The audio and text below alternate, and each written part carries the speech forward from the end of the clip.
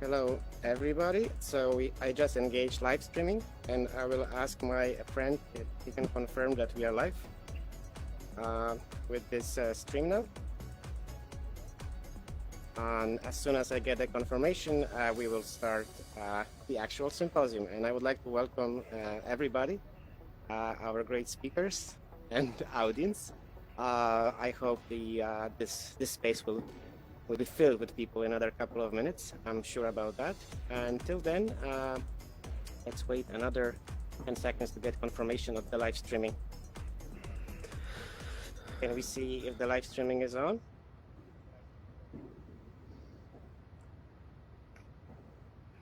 It's not yet on. Should be live streaming now. It is? Okay, so it seems we are live now. Welcome everybody. Thank you for coming to this very different symposium, which is entirely organized in VR, and it's about VR. So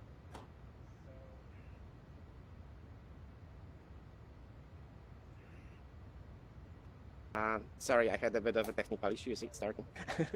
Okay, let's start again. So this is a compact symposium. Normally we organize this kind of symposia live in the various locations around Europe. This is our attempt to make an online symposium, which is our second online symposium, but now for the first time it's in VR. Why do we do it in VR?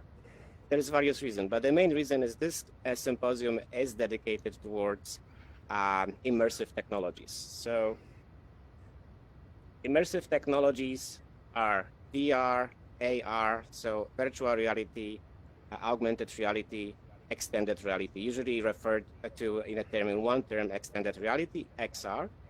So we felt like, why not to make an extended reality symposium in extended reality? So that's why we are here, and we have our great speakers from around the world. You can see on this little globe in front of me, we are coming from very different locations in the world. So we are connecting from Europe. Myself from Western Europe, from Ireland. I have our friend Damien connecting from Poland. We have Adam from Jerusalem, and we have Susan, and we have those from West Coast of United States. We have a nice coverage on this globe. You can see as speakers are represented in those little yellow arrows there. You see our current location, but yet we come to this one space in virtual reality and coming together, co-present, and we'll be discussing today a lot of very interesting topics. So this symposium, again, is conducted by Compact Project, which is a European coordination and support action funded by European Commission under Horizon 2020 program. The mission of Compact Project is to raise awareness of convergence in media, including social media.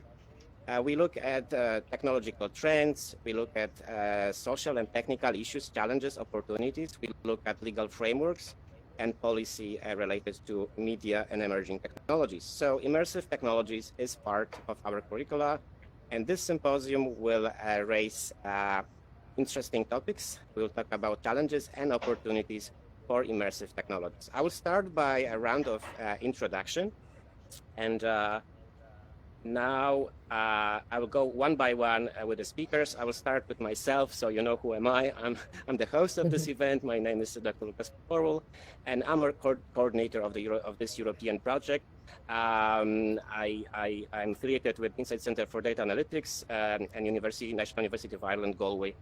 I'm research lead and innovator, if you could describe it in short, and I'm very glad to having you here. Our speakers now. So we have Adam Halawani on my right hand side, everyone. Right next to me. Yeah. So Adam links to us from Jerusalem. You can see on the map, probably there.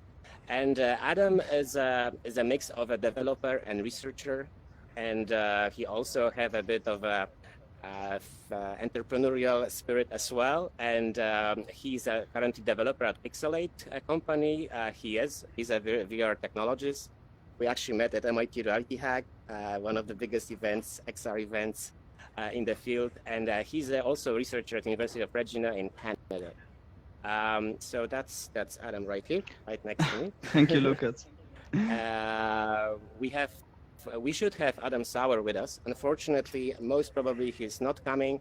The issue is basically he had an urgent travel scheduled, so he will not be joining us, unfortunately today. But I will just say shortly that Adam is also a technologist, and he's a founder of the Overview Solutions LLC.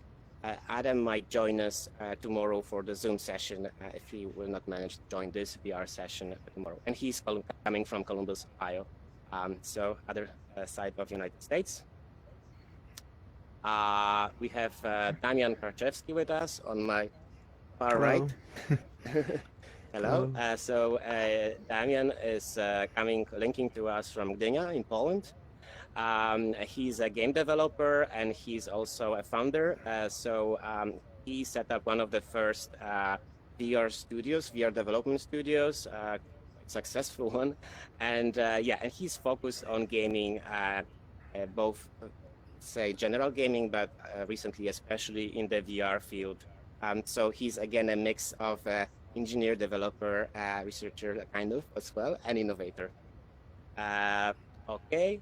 So that was Daniel on my far right. Now we have Dulce Baerga on my immediate left. Hi, guys. Hello, Dulce. Glad having you here. So Dulce is linking to us from Los Angeles in the West Coast of the United States. Dulce is a WebXR developer. She's an experienced designer and a mixed reality producer. She has a great knowledge of all the technologies in XR. Actually, I learned from her about WebXR for the first time at MIT, listening to her lecture, and I was very glad to learn also about Mozilla Hubs, which is written in WebXR, which is similar environment to this one. So if you have any questions about WebXR or anything related, Dulce is the person to ask. And she's a technologist. Self-taught technologies, which is very impressive and very influential one. So if you have anything at all about WebXR or related topics, this is your experts. Dulce, thank you very much for having you here. And last but not the least, it's not actually last the least because we have more speakers. Neil Abralacon, he was supposed to join us, my friend and colleague, and he has unfortunately some issues with the headset last minute. I hope he'll be able to join us. Neil is a very interesting persona because, he's a very interesting persona in general, but he's a researcher and project lead currently in the domain of e-government, IoT, smart cities. He's also into climate change and sustainability, but originally, actually, he was a politician. So he was a mayor of our city. He was a senator in Ireland. And way before that, in the 80s, he was a game developer, in the era of 8-bit computers. I think he developed one of the first games made in Ireland for 8-bit computers or something like that. So he made a round loop from technology through politics back to technology. And I really hope at some stage he will join us today. Otherwise, maybe he will also join us tomorrow for the Zoom session. And again, and then finally, last but not the least, Susan, you are most welcome, Susan Oslin, and she's also coming to us from Los Angeles as Dulce Baerga today. And she's an experienced architect, UXSR design. She's a co-founder of Virtual Experience Interaction Lab. She's a co-chair of at UX Working Group OpenAR Cloud. She's a technologist, well-known expert and specialist in the domain of XR. You have an interesting bunch here, if I can say colloquially. You can see that most of us are somehow technologists, this way or the other, whether this is more on the development side or more on the research side. We are all into the technology.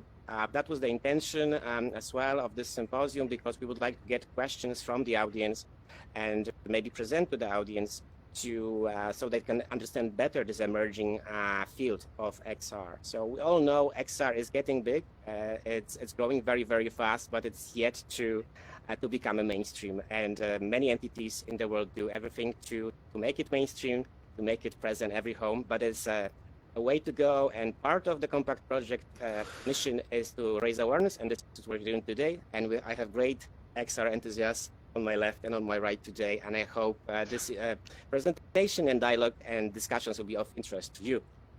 So without further ado, this was the introduction. We were supposed to have now maybe some short presentations.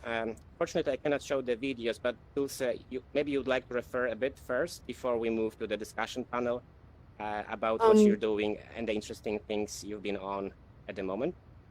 Okay, cool. Yeah, so I've been working on Mozilla Hubs, rooms and scenes, as well as some augmented reality face filters, both in WebXR and in applications like Spark AR or Snap World Lens. I mostly do Spark AR because the Facebook integration is pretty seamless between Instagram and Facebook. And the videos that I sent him were on my Instagram, and they're all these examples of WebXR that I have built. And oh my gosh, I'm hearing feedback. So guys, please mute your microphone if you are not speaking. That will help to avoid any feedback loops. Okay, thank you. All right, can Thank you hear you. me? Right, seems I'm mute. Okay. So yeah, on my Instagram, there are several examples of WebXR builds that I've worked in. There are a couple of WebXR platforms out there that help designers and developers rapidly put out WebXR experiences. A-Frame and WebAR is one of them. Another one is Eighth Wall. You can set up an agency account on Eighth Wall. And of course, Spark AR, it's just really engaging. A lot of filters are being made in that medium. So a lot of this AR Lite and VR Lite kind of experiences through the web and through social media are now starting to filter into people's everyday use. And I'm really excited about that. And it's brands are jumping into it, and marketers are jumping into it heavily now as well. Yeah, so these AR things, I think, are the first to catch on, I think, in terms of immersive technologies, because everybody can use them with their mobile phones, right? So unlike VR, which is maybe still a bit of a niche, even though there is more and more headsets sold, I think AR and all these AR filters that have been used in Instagram, Snapchat, and so on, they are like ubiquitous now, right? So Yes, if you could... they're so because people are making their stories, and it's very easy to cycle through these filters on a story. And some of these filters are even world filters, so you can flip the camera around and have actual augmented reality on a surface or coming off of an image. And these are all kind of built in now to these pipelines for Facebook and for Snapchat, and they're bringing in generators and people that make these filters. Oh my gosh, the feedback is a lot. Feedback is distracting, I'm sorry. I think that cameraman is getting feedback.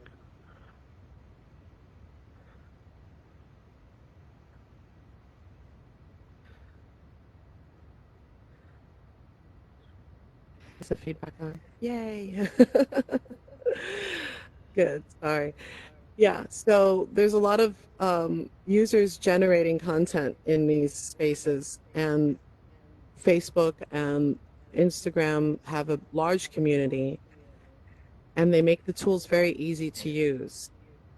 So people are making these filters, and people are engaging with them, and they're learning, which is nice because it's setting up a way of working with these tools that's easy and very turnkey. Okay. Not a lot of coding. I see Not you a have lot a of lot of feedback, no? Yes. Still, Olesh, you were here. It's Please really mute distracting. yourself, because this is coming from you. Now it's all right. Yeah. Yeah. Yeah, Yeah. it was really distracting. It was really messing with my train of thought, the Okay. feedback. So I was Sorry, hearing Dulce. myself talking to myself. Would you like to continue then, or you finish your thoughts? Yeah, I mean, we can continue on. I mean, I'll have better collective thoughts as we move forward. But yeah, I was going to say that Mozilla Hubs can be experienced with the mobile device, so there's no need for a headset, and um, all of these augmented reality light features are all in the mobile device as well. So people are really getting accustomed to having this personalized device that is this portal into augmented reality or virtual reality that's pretty seamless and very frictionless. You don't necessarily have to put on a headset, and you don't necessarily have to download any special software, because now everything's built into this mobile devices on the OS in Android and in iOS.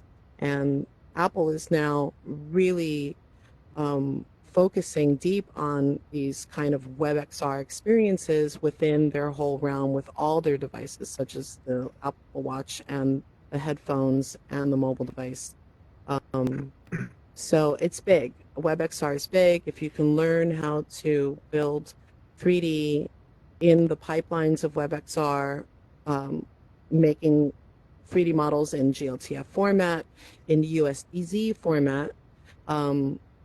Those are really cool, quick ways to make AR and VR experiences that brands are all about, and they are using as tools to drive people into deeper experiences that are on a native app or on a headset or some kind of application that you'd have to download for the Vive or such.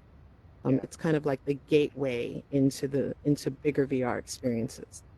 Yeah, so some of you might not know these abbreviations we use. So, this is a bit of our technological jargon. But if you have any specific questions, you can also put them on Facebook. So we have Yep. people checking our Facebook account. And if you have any questions, those who are watching us live now, please forward your questions there. So yeah, let's try to be like as much understanding of the audience as possible, because some of them might be missing, the Yep. in technical knowledge, but they would like to still learn about those amazing things we are talking about here. So Dulce, I will now ask also other speakers to quickly maybe say a few words about what they're working on, and then we'll move to the panel. Yeah? Yep. Perfect. Okay, so I think now I will turn to my right. So maybe Adam, would you like to say a Sure. few words about what you're working on? Thank you.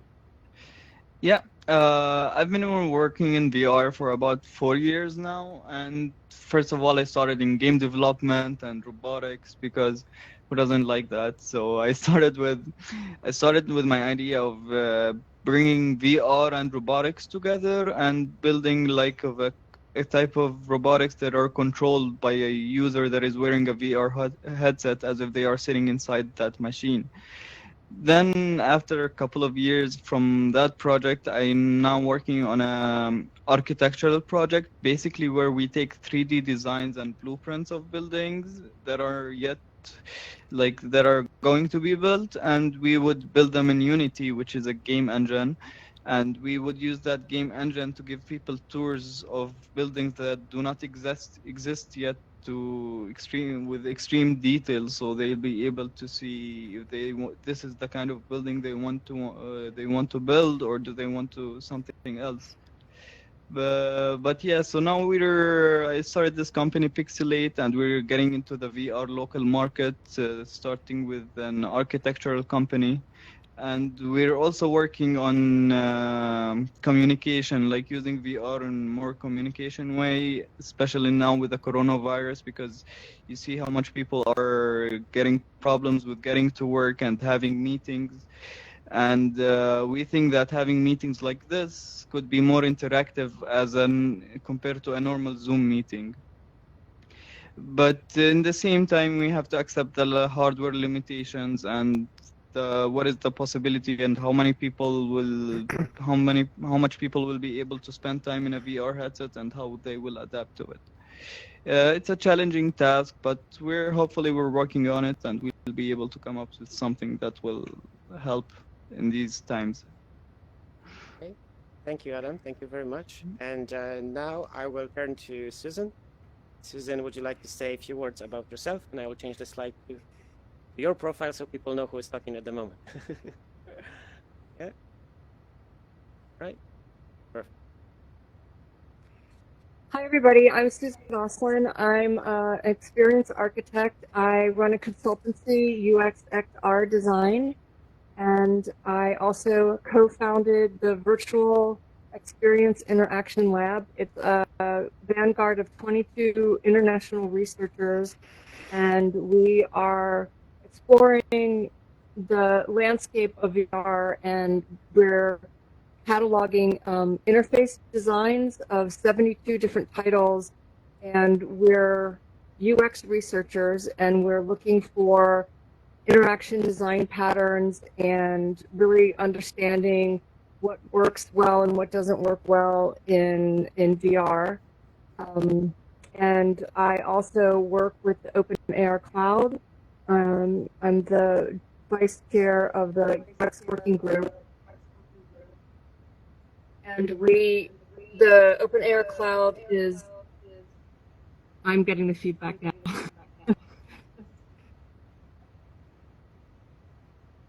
It's Olish. Olish, again, you are unmuted. Sorry. Can you mute yourself? Because I see in the host tools. Okay, it's okay now. It's okay now? So the OpenAR Cloud is a grassroots nonprofit organization that's come together to really champion for the AR cloud, which Dulce was talking a lot about AR. When the AR cloud becomes ubiquitous and there's computing everywhere, when 5G comes, and there'll be sensors everywhere, and we'll be completely exposed to data retrieval, much more so than we are now. So the OpenAR Cloud has come together to for safety purposes and privacy, and to make sure that the OpenAR Cloud is available to all people, and there's not companies like Apple or Facebook kind of owning everything, or Google, and there's these walled gardens, so that companies have a set of tools that will make it interoperable, and so that they all can work together as one. And so I'm doing work there with them on user experience and accessibility. Perfect. Thank you, Susan. So now you get a better picture of speakers, and apart from my short introduction, you know a bit better what they are on. But I also have Damien. I don't forget about him. So All right. Can you hear me now? yeah. Yes, All I right. can hear I you now. thought I'm muted. All right. So so last but not the Right. least, Damien, could you now say a few words about Hello. your work? I'm Damian from Gdynia. We started together with Paul. He's supposed to be here, but he got sick. And we started game development, actually architecture design in virtual reality in 2013. Then I started in the competition, Gdynia Business Week. I won this, and we started the company mainly focused in virtual reality. It's operating till now, but now I'm working on normal games for consoles, and in the spare time I'm doing some applications and games in virtual reality. Damien, So could you basically tell that's it. a bit All right. more about what Paul is working on with you on the virtual reality studio? We work on many projects. We work with Cadillac, China, so we also worked with huge brands. But we started in the architecture design. There was no virtual reality engine that days. The only one that supported VR was UDK. It was third version of Unreal Engine. So we started in this engine, but we switched to Unity. Also, there were no VR cameras that day, so we built ourselves the huge camera rig for almost 18 cameras, if I remember correctly, and we made a video. It was really nice for that days, and I don't know what to say more, but we worked with many brands all over the world. Yeah, so actually, just to make some clarification, I saw actually this advert that Damien and Paul did for Cadillac in China. So basically, they did like a car experience. So you could be inside the car, drive the car, yeah, in VR, which now seems maybe quite easy. But back then, like you said, there was no engine, there was no special camera rigs, so you had to do everything yourself. So you were ahead of everybody with this kind Yes, of technology. exactly. Now Yeah, it's really and easy. You have Unity, you have Unreal. It's yeah, really simple to develop anything you want. But back then there was nothing.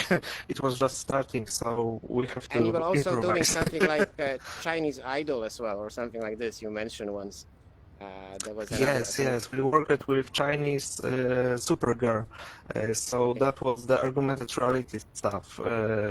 We put the animation on the face of the girls taking a part in this competition, and we also track their whole body using Kinect to put some other clothes on them, like Okay, so it was like maybe augmented not clothes, but clothing. some.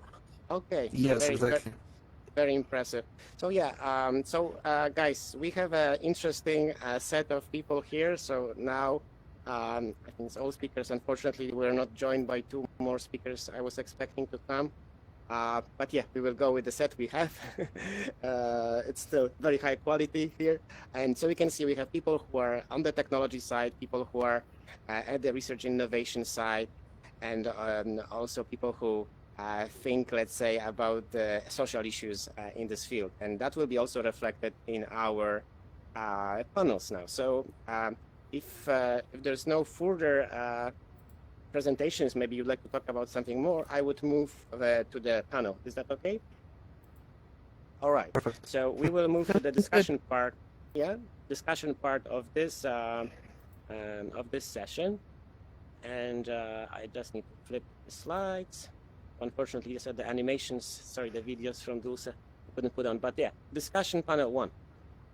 You've seen it in the agenda. The first discussion panel is devoted to talk about VR as a potential medium for communication. Maybe kind of a replacement for social media, but something probably very different in many ways. So yeah, in this panel, we will try to embark on the journey and understand if VR can be used as a communication tool, as a new communication tool, and what are the consequences, what are the challenges, and how we gonna how do we see that? Is it already happening? Do we have a social VR which is good enough to communicate, or it's yet to come? So I will start this discussion panel by pointing at some speakers and ask you a few things. So I would start with Dulce now. Dulce, sorry, I'm not picking on you, okay? It's just random It's selection okay. now. So in your experience, like you work a lot with people, and you present a lot. Do you think the VR is already there to be somehow employed as a good communication tool, like in the setting like now? Yeah, we have conference now, maybe in the educational setting. Do you think it's already there, or what has to be done to make it work or make it better? So I think the concept is there already, and the mechanisms in order to actually engage in these environments is there. I believe the issue is the fidelity of these environments, as well as certain limitations. We're focused mostly on the ocular experience. We take in some account, some haptics with the feedback that comes on the controller, and audio, but it's not true spatialized audio, and it's not true optic feedback and fidelity. And the haptic feedback is not true either. It's all a facsimile. And I think people have a hard time getting past that when they never had this experience before. Because they see videos, they hear from firsthand experience, but it's kind of alien still to put a headset on and to jump into one of these worlds to have these experiences until you actually have the experience. And then when you actually have one of these experiences, it's kind of addicting and you don't want to put it down. So it's the problem is adoption and getting people over the hump of the quality that we have here, both in the headset and the quality in the experience itself. But for technologists like us who build these spaces, we're forgiving and we realize the power that these spaces have. So we can accept low poly fidelity and a little bit of a latency and the way these headsets are, because we know what the potential is. So it's really about education and getting people used to these environments, to want to socialize in here. And I think younger kids are really into it, actually. My son loves playing Rec Room, and I went away for the weekend this weekend with my headset, and the first thing he said to me when I came back in the house was, "Oh, where's the VR headset? I need to go into Rec Room." Yeah, he wanted it immediately, you know. So I just wanted, sorry, to say, Ivan, could you stay mute, because I'm actively muting you because I see that feedback is coming, but you keep unmuting yourself. So I need to click on mute every so often to keep you mute, and because that creates a loop. So please, if you could stay mute, all right? Sorry. that's fine. Okay, sorry. But yeah, Elizabeth. I mean, young children I think, are really into virtual reality or adopting better than, older generation. And the older generation really needs to be introduced to it in a proper way. That's not scary. A lot of people are scared of it. But with that said, we have this silver lining right now of this lockdown that's forcing everybody into Zoom. So people are getting used to the idea of being virtual and existing virtual. So, we're getting there. It's not there yet, but we're getting there.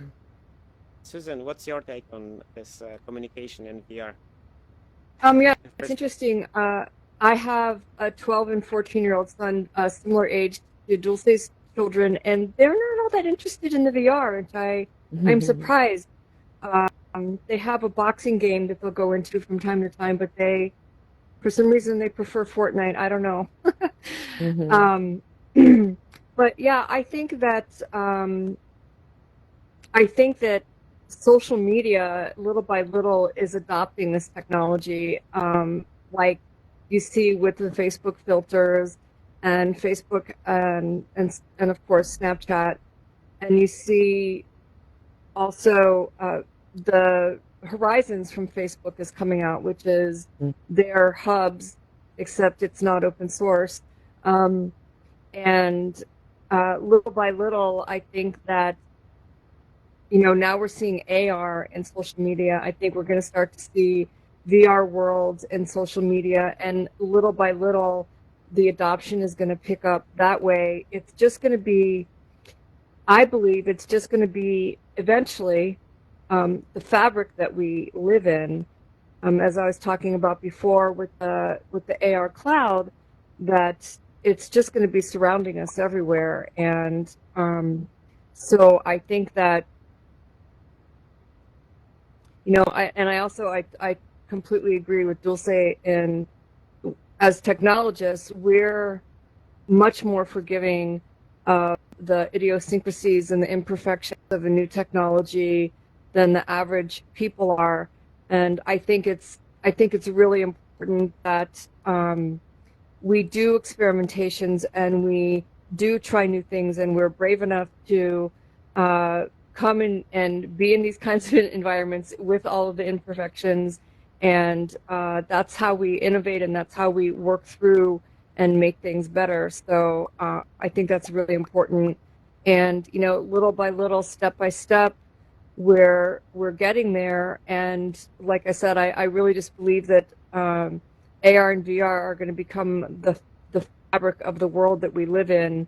And one more thing I wanted to say, about COVID is, yeah, people are getting more used to being virtual with Zoom, and at the same time, I think that they're also craving a deeper connection, and VR can bring a deeper connection than Zoom can.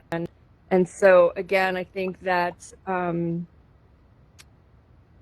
therefore people are going to be more forgiving, right? Because they're trying to overcome an obstacle, and I think that's when people have the reason for wanting to try the new technology, and in their desire to do that is bigger than any obstacle that might get in their way. That's when adoption can start to take off.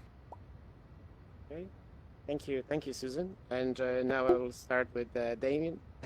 So Damien, what is your Right. take So- on VR and communications? Yeah. So basically, I'm now in Oculus Quest 2, and this is a big step forward for me because it's really easy to implement, start your journey with VR. It's also cheap, quite cheap. It's in the price of Nintendo Switch or some low-end consoles. So it's getting better. It's definitely going mainstream this way because more and more people are buying the VR, even if they don't have any experience with it. You don't need any more hardware, any PC that can run VR, and it's pretty costly and expensive technology if you want to have a VR ready PC. Alright. I don't know what are you passing about. Oh, it's laser. Sorry. Uh, I remember back in days when there was Gear VR, the first edition of Gear VR. It was Innovators Edition. It was really hard to buy, but when I finally get it, I started the experience called Oculus Cinema or something like this.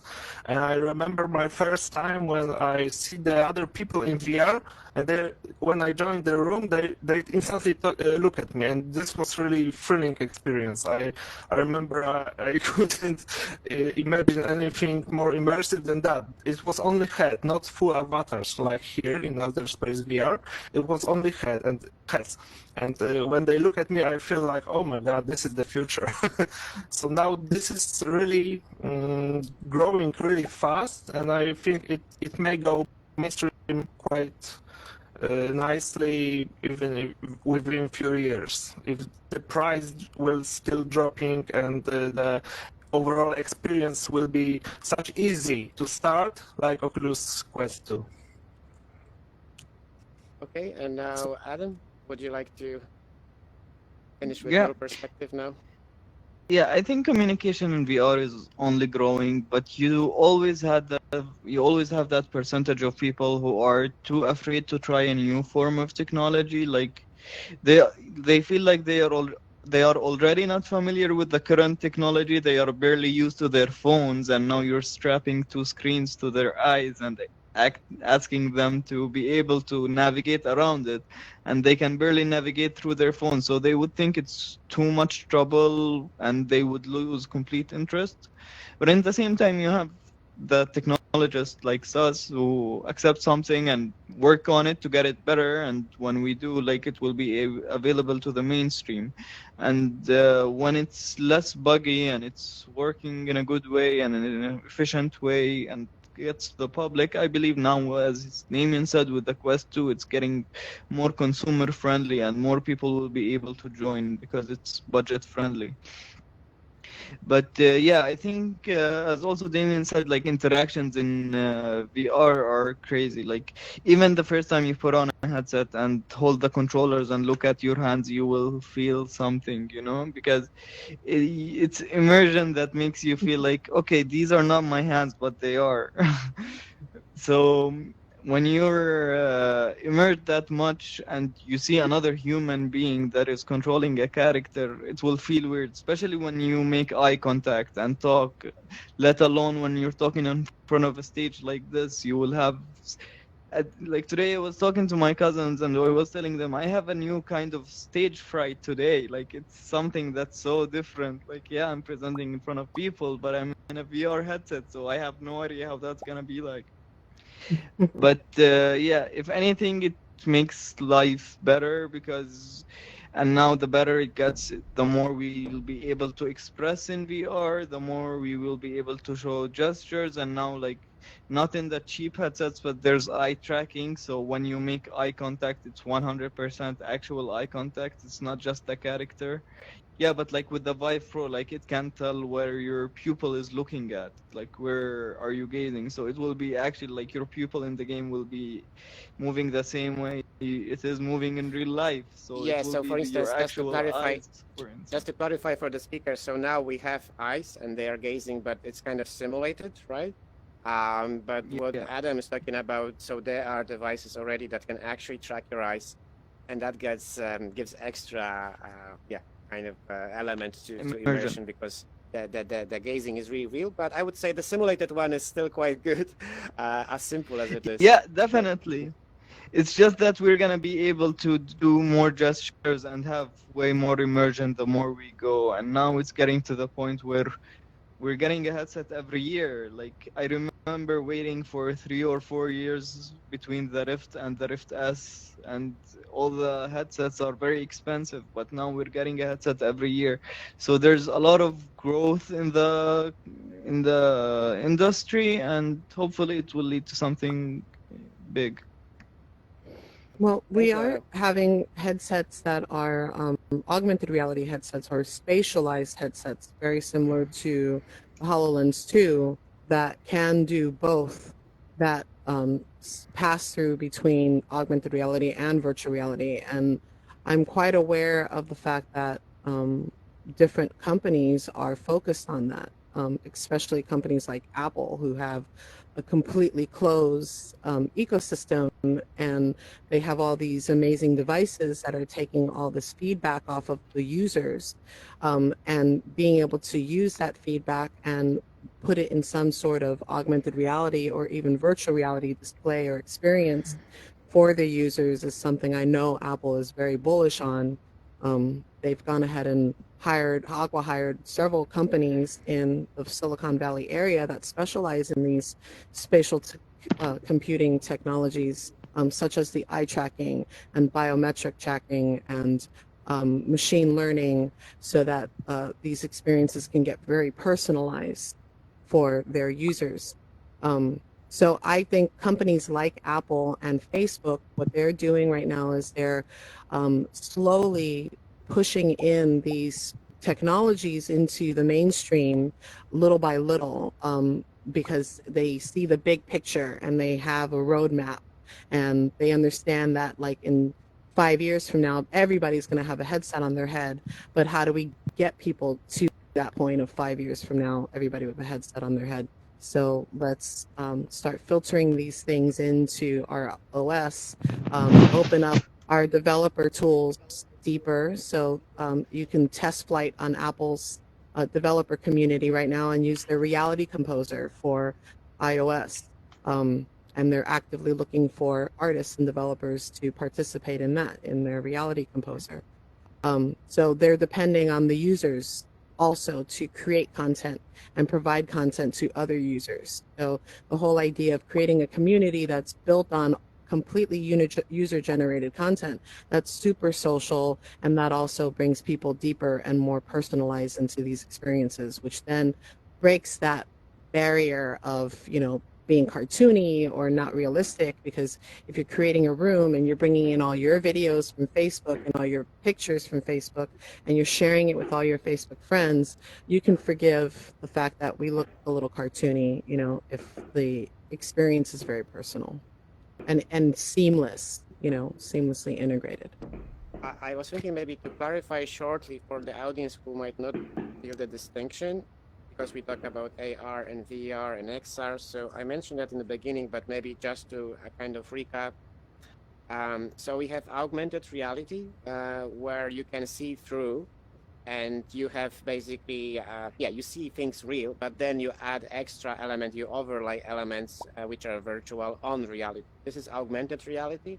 The example could be, of course, a high-end headset like Microsoft HoloLens, or the famous other one. Magic Leap. Magic Leap, The exactly. Magic Leap, yep. Yeah. And then, of course, we have all the smartphones, iPhones, Android phones, where you can overlay something on, you look through your camera basically, and there's something overlaid. So that's augmented reality.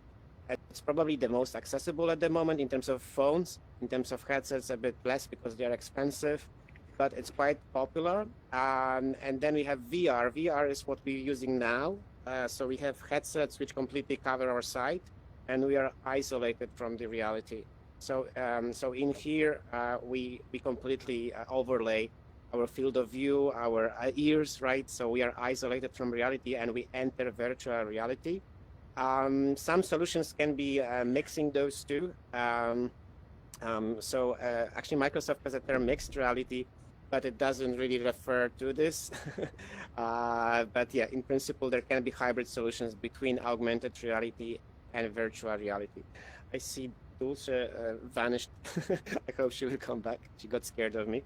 All right. And then we have XR. Oh, Dulce is back. Please come over. Yeah. So extended reality, which relates to both. Yeah. So somebody felt like since some devices actually combine both AR and VR, whether they're more on the AR side or on the VR side, we can just call them XR, extended reality. So that's kind of a vocabulary we are using here, and the different modes of immersive technologies, right? So again, to repeat, we have AR, which is you see real things and you add virtual things. You have VR, which is kind of isolating you and everything is virtual. Then you have kind of mixed reality, which can be both, and extended reality, which encompasses everything. Yes. So if we refer XR, XR means all the immersive technologies. I hope I put it right. I don't know, guys, if you agree. Yeah, we agree, but there are some. Yeah, I call it Yeah. spatial computing. Yeah. That's so XR to me is actually spatial computing, and that will encompass everything, which would include IoT and sensors and any biometric feedback that might happen in a space that you don't necessarily need a headset for. So that to me is like the true mixed reality. It's all spatialized. Everything is then mapped out and perfectly mapped between VR and AR and the real world. And okay, and guys, we've mentioned a lot of things related to immersion and sense of presence. Yesterday we had a brief chat during the rehearsal on this topic, and I think it was pretty awesome.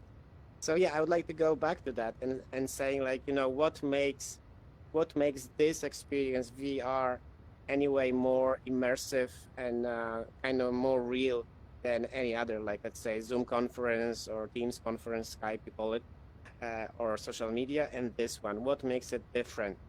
So maybe I'll start with Susan. Susan. What makes VR different, or any of these technologies?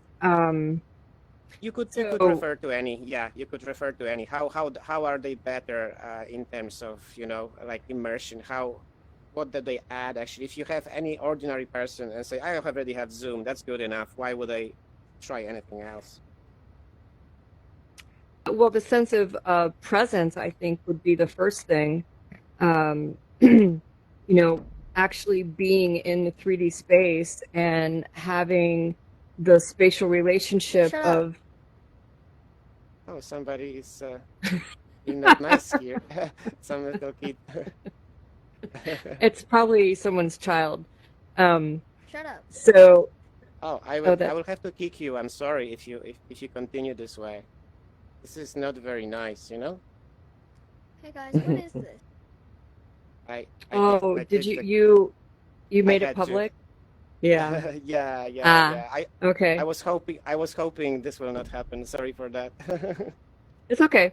as we were saying before, it's we can all be forgiving, right? Because we understand that it's imperfect.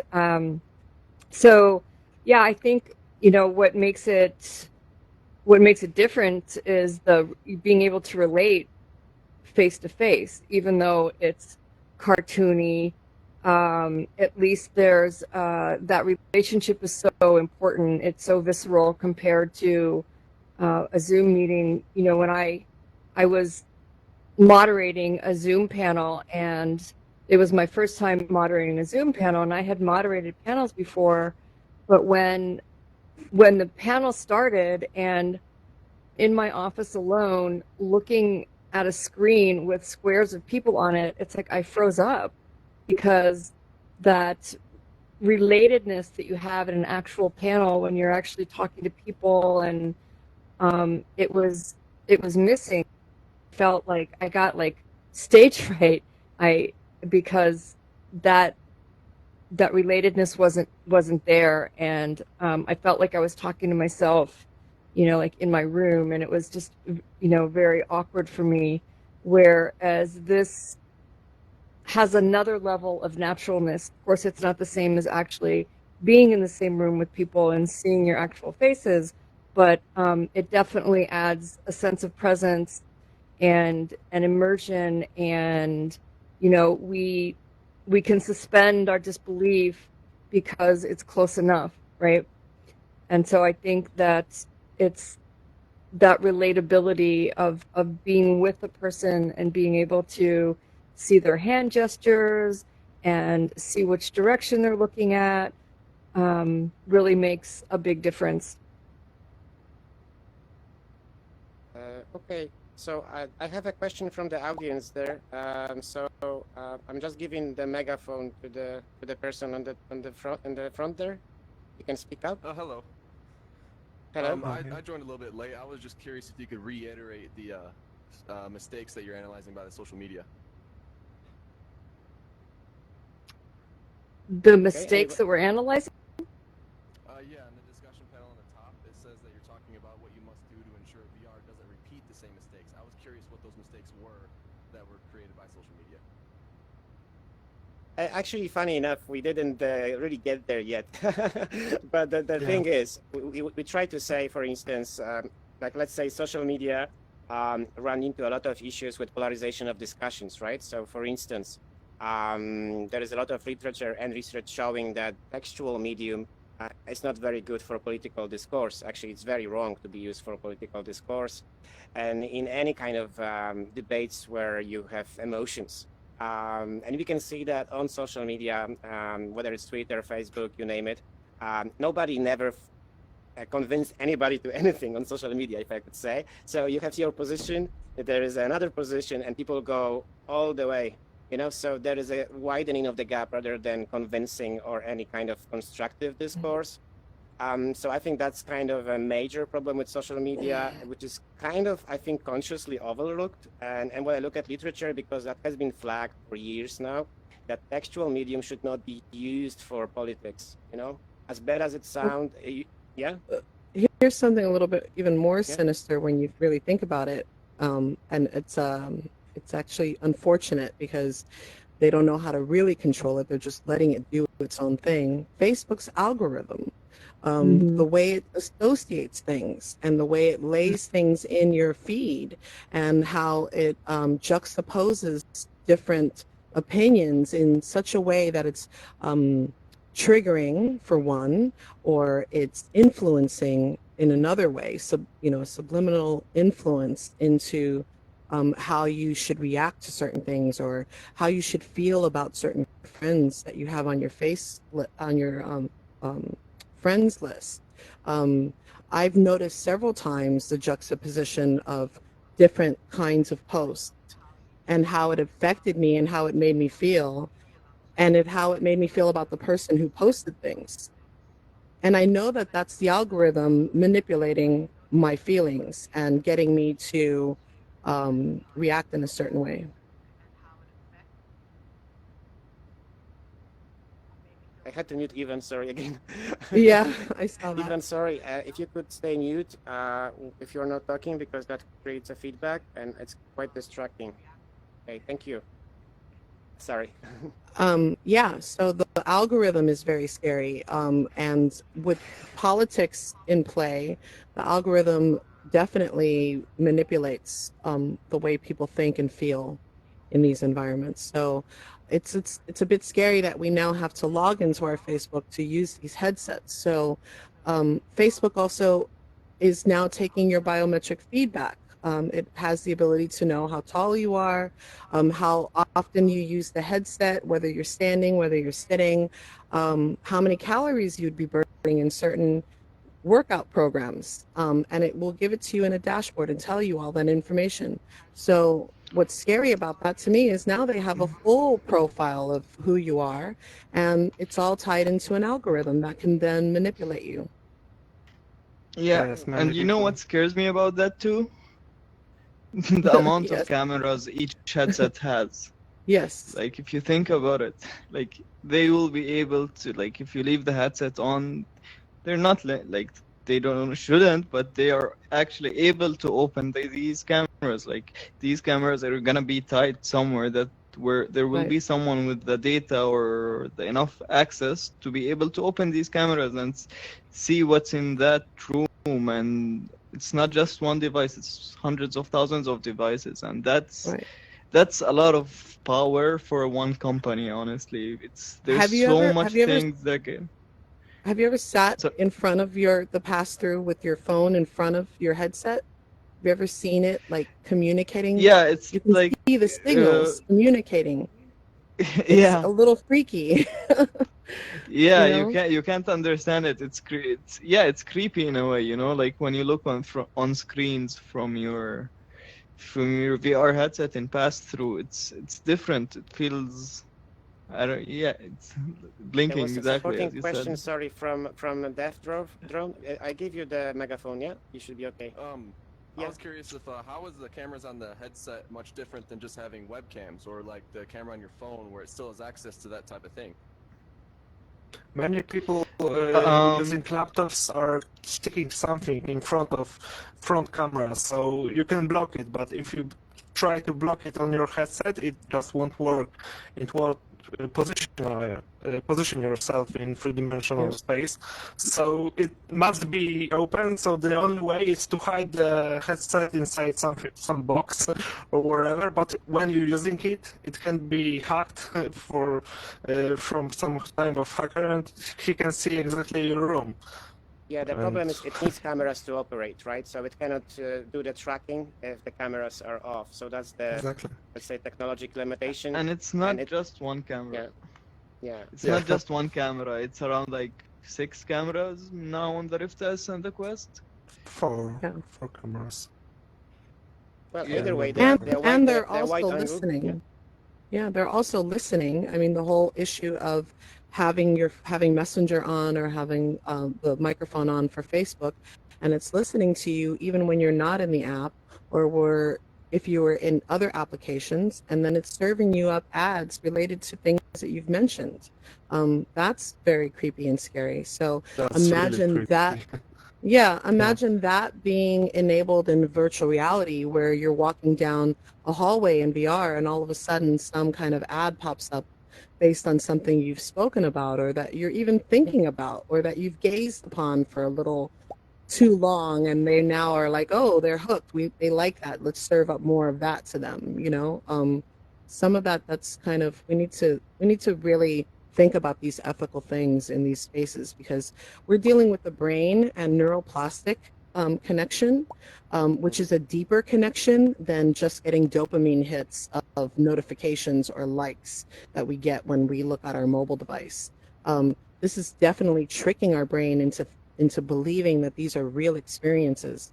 So when our brain is tricked into believing these are real, it's easier to persuade and manipulate people into doing things that they normally wouldn't do or normally wouldn't feel like is proper or, who they are. So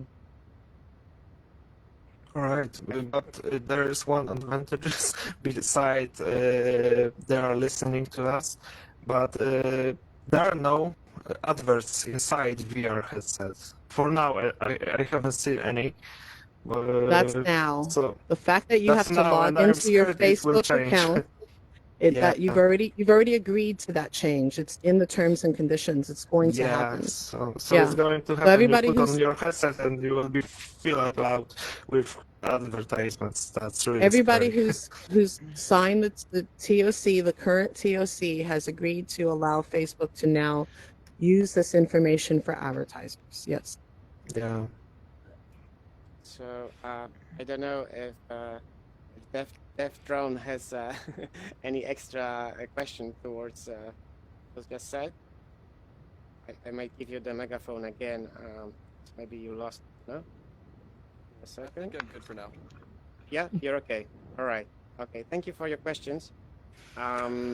Yeah, so there is a lot of issues, and certainly some of them are inherited from social media. Some of them may be inflated. Some of them may be addressed. So definitely, this is a space to look at those things, and we will go back to it as well. I think in the last panel, which is on the challenges, that we face. But if we can say, like, yeah, in terms of being mainstream and what are the mistakes with social media, I think what VR solves is very important. I think what it can solve is this problem of polarization of discussions. So that's been part of my research for the last 8 years now. I did entire PhD dissertation on social media communication used for governmental purposes. And the conclusion was that basically, yeah, social media aren't very great for that purpose. And the reason for that is the medium is strong. So we believe VR, thanks to immersion and sense of presence, for the first time offers communication which can be more serious and more trusting. So this is still to be researched and a lot is to be done, but I think that's the chance. And I'm thinking now, should we go on a break before we move to the next panel so we can give it like... I think we have a question. Yeah, sorry, I didn't see. So I will give a microphone to there. Just give me a second. No, no worries. Just give me a second. I give you the microphone now. Yeah. So when you talk about what must we do to ensure VR will not repeat the mistakes made by social media, and I think I just got my question number 2, and for starters, Facebook is requiring for you to have an account with VR Quest 2. And there's a lot of talks about, especially with the social dilemma documentary on Netflix and how they are collecting data and so on. So how are you ensuring that point that we don't fall into the same ground where people will not buy Quest number 2 because they are obligated to have a Facebook account? And you would like to take that question, anybody? Well, some people won't. Try. Some people won't. Yep. And then some people are willing to accept it even if they don't like it. I think that, and yeah, sure. Adam, go ahead. Unfortunately, like, we don't live in a perfect world, but now the competition in VR is very limited. A couple years, 3 years back, it was HTC and Oculus and the Steam. They were fighting for the Steam VR market, but now Facebook, since they made the headset so much cheaper and so much available, like the Quest 1 and 2, they're working on making the standard headset in the VR market an Oculus device. And because they have the power, Facebook bought Oculus to buy the power to be able to do this. And like, we don't have the power to change. Like, hopefully we will have new oncoming companies that will support, like, build VR headsets and AR headsets for us that won't be limited to social media users. But for now, our problem is that Oculus is owned by Facebook, which is forcing these laws, and there isn't a strong competitor that will be able to deflect the users from being able to do that. But for now, the consumers are forced onto Oculus devices because it's the only headset that makes sense in today's market in terms of price. Yeah, makes Vive sense. tried with Vive Cosmos, but they have Yeah, not that gained tracking such didn't work. popularity. Yeah, so Facebook Yeah, is buying Oculus for a reason, and what they are doing right now is just their strategy for the future also. So we exactly. cannot It's do part of a anything about plan. it. And There's hope, though. You know, there's companies like the new headset for the mixed reality headset Zapper that's coming out, and it's only $40, and it's similar to the cardboard, but like an upgrade. And so there are companies aware of this issue and are, you know, are fighting it. And companies such as Mozilla, that's always been open source and pushing for open source. So right now, So you know, the Quest is the forerunner, but it doesn't necessarily have to stay that way. yep. And I yeah, agree with exactly. Susan. There are other companies out there, and there is such a thing as breaking a company like Facebook apart, and they do have the government on them looking at what they're doing and fining them for certain things that they are doing. And I wouldn't put it past the government to want to break Facebook apart at some point, because it will get too deep into people's personal lives. It'll be too hard for people to unplug from Facebook if it keeps going down this road. And some people will completely jack in and never come back out if it continues down this road.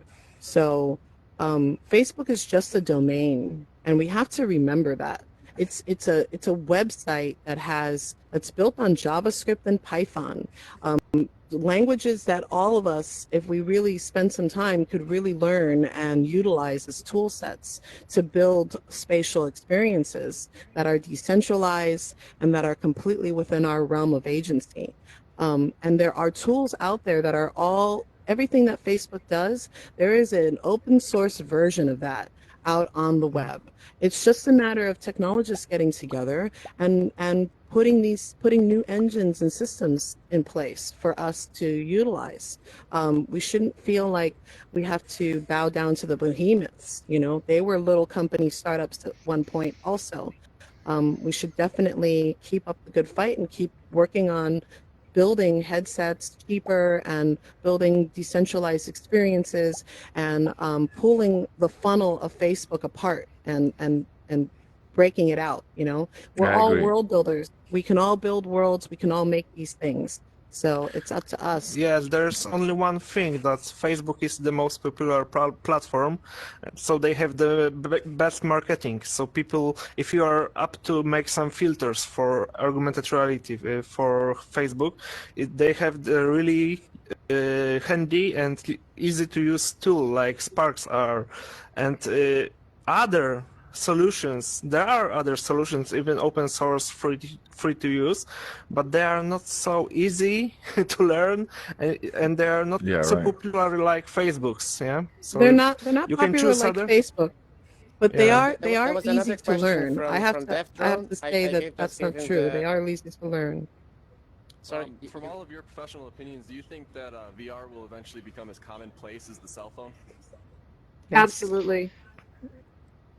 Maybe Yeah. I think that not VR but mixed reality will be. Mixed reality.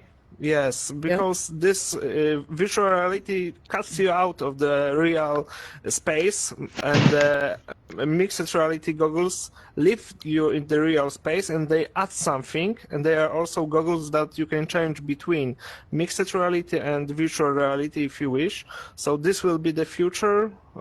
Maybe just right after Apple released their first product, like VR glasses, AR glasses. Yeah. Apple is Yeah, definitely working exactly. on a spatial computing solution for their community. They're working on devices that biometrically track you, and they're working on a headset that could flip between VR and AR. Very much in line with the idea of Ready Player One, where you could be out in the street walking somewhere and you can literally flip into a VR space, and it's completely tracking you where you are seamlessly and locking you into the real world and the virtual space. And also, you'll be able to take content from VR and overlay it into the real space. So yes, it will. It will totally become Yeah. something that we will live by and we will move by, and it's starting to happen right now. Yeah. Susan, do you want to And say I- something? Because you raised your hand. Yeah. And I really think that AR and VR are going to converge. It's going to be a matter of the occlusion. So the occlusion is going to be, you know, like a gradient from none to all the way to somewhere in Yep. between. And Yep. yeah, so it's going to be, you know, the fabric of our existence, our environment. It's going to be everywhere. Yeah. So if I can say a few words as well, I would say that because we said a lot about Facebook, and for some reason, whenever we say social media, we say Facebook, but also like Facebook is the biggest player in VR now because of acquisition of Oculus and because of funds invested, right? Facebook also enabled, I would say, mainstreaming of VR because of the low price of the devices, and they are really high quality devices. So unlike the original project from Google, the Cardboard, which was awesome and available, it just gave you kind of a glimpse of what VR could be, but it didn't really offer you proper VR experience. Like Oculus was the first one to really do it. And now they kind of continue on this mission with having very high quality headsets at very low price. And before, like if you wanted to have very good headset, you had to buy headset, buy a very strong computer connected. That, you know, that costed you a couple of grand. So I think I wouldn't vilify Facebook here because I think they have important mission here because they are so big, because they have so much money. They are able to make VR mainstream. What happens after, I think, is another thing. I hope there will be a lot of players coming in as well, and they will follow up. But somebody has to show the world that this is a technology that is already here and can be used. I think it's more about convincing people that VR is a reality or than not. Because, you know, if you consider the price of Quest, right? It's like a half price of a high-end phone, right? It's really, the cost is very affordable now. And I think it's a perfect entry-level headset. And so yeah, I would say, okay, we have all those risks related to Facebook, but if it wasn't for Facebook, I don't think VR would be as ubiquitous as it is today. So maybe I'm a bit of a devil's advocate here, but before we finish, I would like to also follow up on this before we finish this panel. I would agree. Don't vilify Facebook. They have a purpose. At some point, they're going to get too big for themselves, and the government will break them apart because, like I said, the data that they're going to be pulling off of people moving forward from VR is going to be highly personalized data.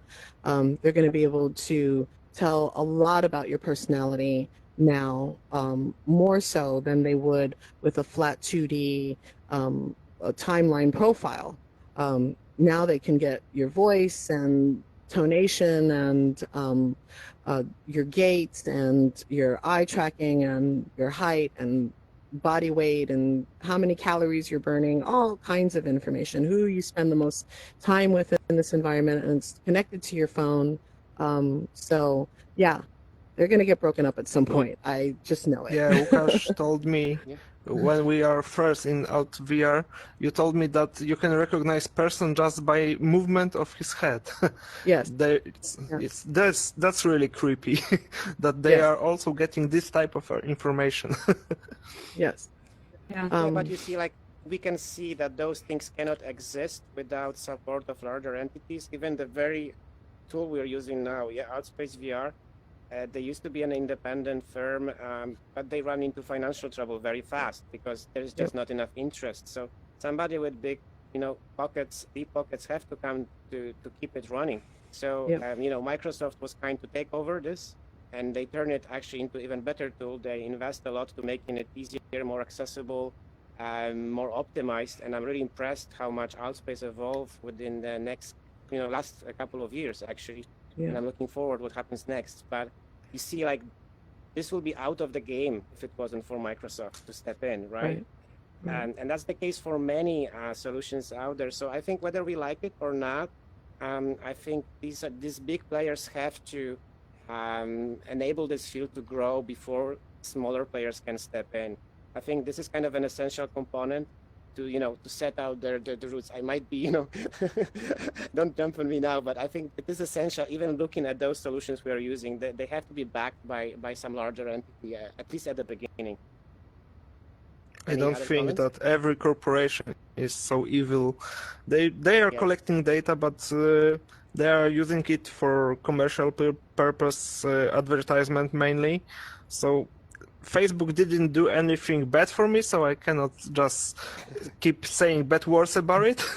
Yeah. But I see that they are listening because a few days ago I was in the headset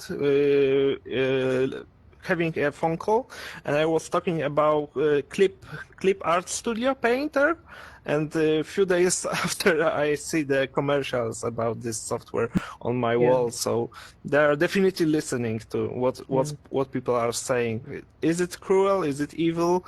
Maybe a bit, but you sign to it. You give them permission. If you are using their portal, you just allow them to do this. Yeah. Right. Okay, guys. The I would like to. potential, the potential is really scary. I agree with you Yeah. too. I don't think they're collecting this data for evil purposes, and they're gonna. They could, right? Or somebody could get their hands on it and Yeah, do something exactly. like really dangerous with it. So. Yeah. So, guys, I think what we can do now, we can go on 8 minutes, because I'm looking at the clock now, 8 minutes break. So we will reconvene o'clock, okay? Whatever Okay, your time okay. is. I have O'clock 52 now. at the o'clock. Okay. Yeah. Yes. So Okay. so we have 8 minutes Thank just you. to stretch our heads and take off the headsets and maybe get some sip of coffee before you take off your headset. Sorry, Susan, wait for a sec. We will walk out down the stairs, so we will behave as we are in real, okay? That would look very okay. nice. If we just walk down the staircase and then we disengaged, okay? I'm taking the microphone with me. Yes, and thank you, and we will be back in another 10 minutes. So thank you very much, the audience. I will put a little video with sound here for you to enjoy if you stay here, and we'll be back in another 10 minutes. And okay, 8 minutes, 7 minutes now, and I say the same to everybody who's watching us live streaming on Facebook. So yeah, we'll be reconvene at 6 o'clock Irish time, 7 o'clock Brussels. Stay tuned. Thank you.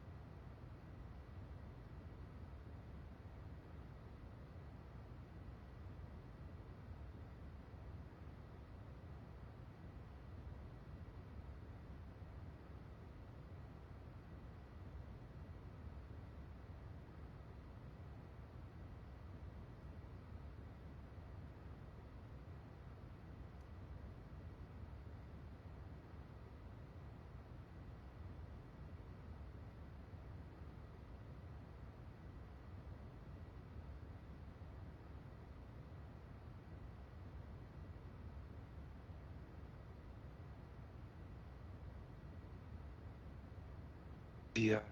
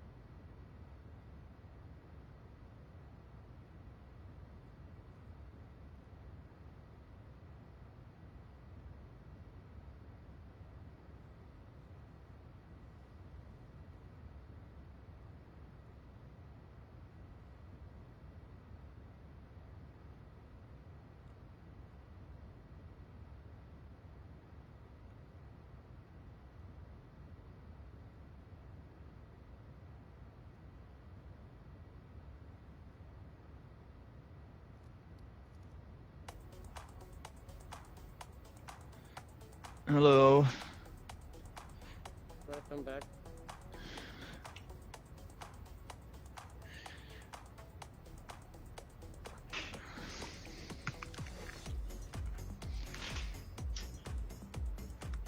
So let's wait for everybody to come back.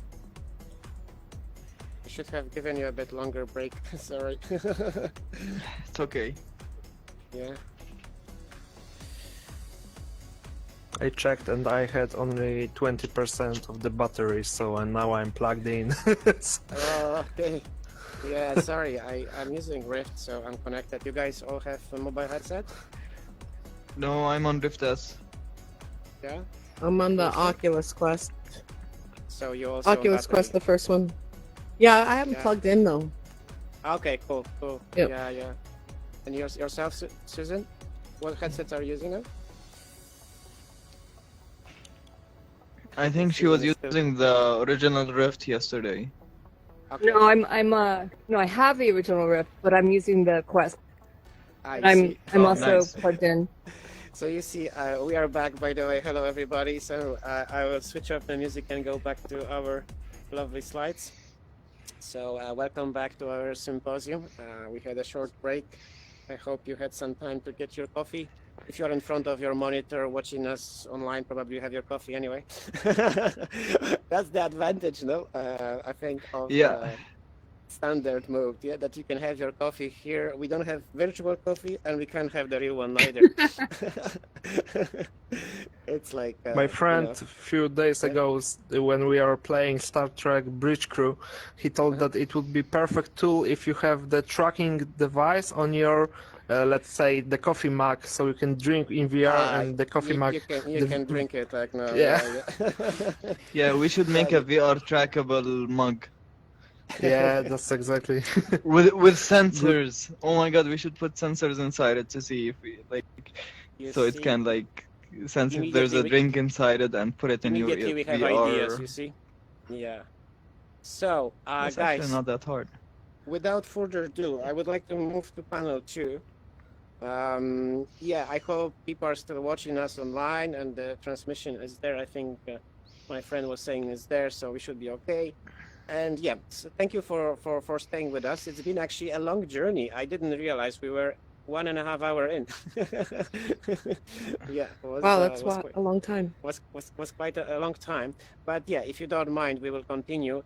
And the second discussion panel now looks at VR and traditional media. So we looked at communication, we look at social media. Now we look at TV, movie production, performances. Damien, especially with Paul, they have this VR studio, kind of advanced green box where you have basically a full virtual reality combined with regular recording. And I think there's more and more studios of this kind. So yeah, we have many types of media converging with VR. And I would like to talk about this in this panel. And I will start actually with Damien to maybe say a few words exactly on this kind of production, what you're doing with Paul back in Poland. Damien? Hello? I think you're on mute. Sorry, I was muted and I was Yeah. saying everything. Sorry. In terms of storytelling, the viewer inside the VR, inside the movie or inside the 3D animation is actually not only the viewer, but he's also taking the place inside the story. So he is also the character of the story.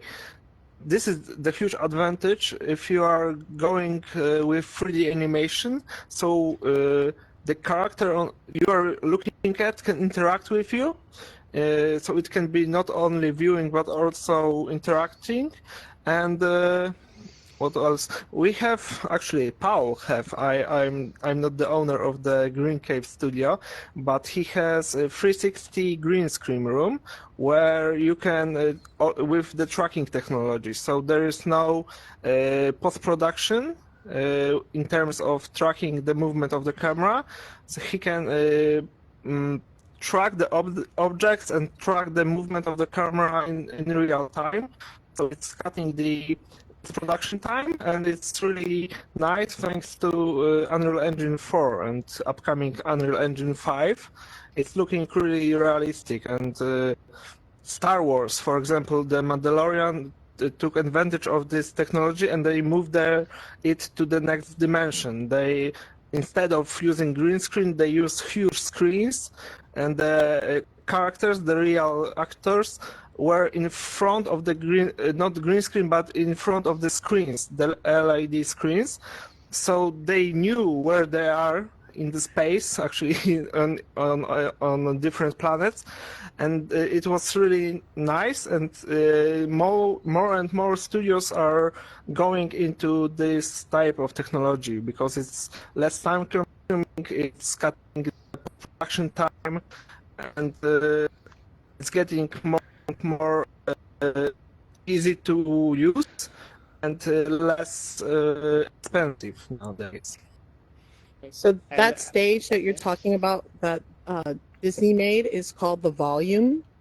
That's their name for So it. I'm getting It was originally the XR stage, and they call it the Volume. And it's an array of LED screens. And there's no need for green screen anymore.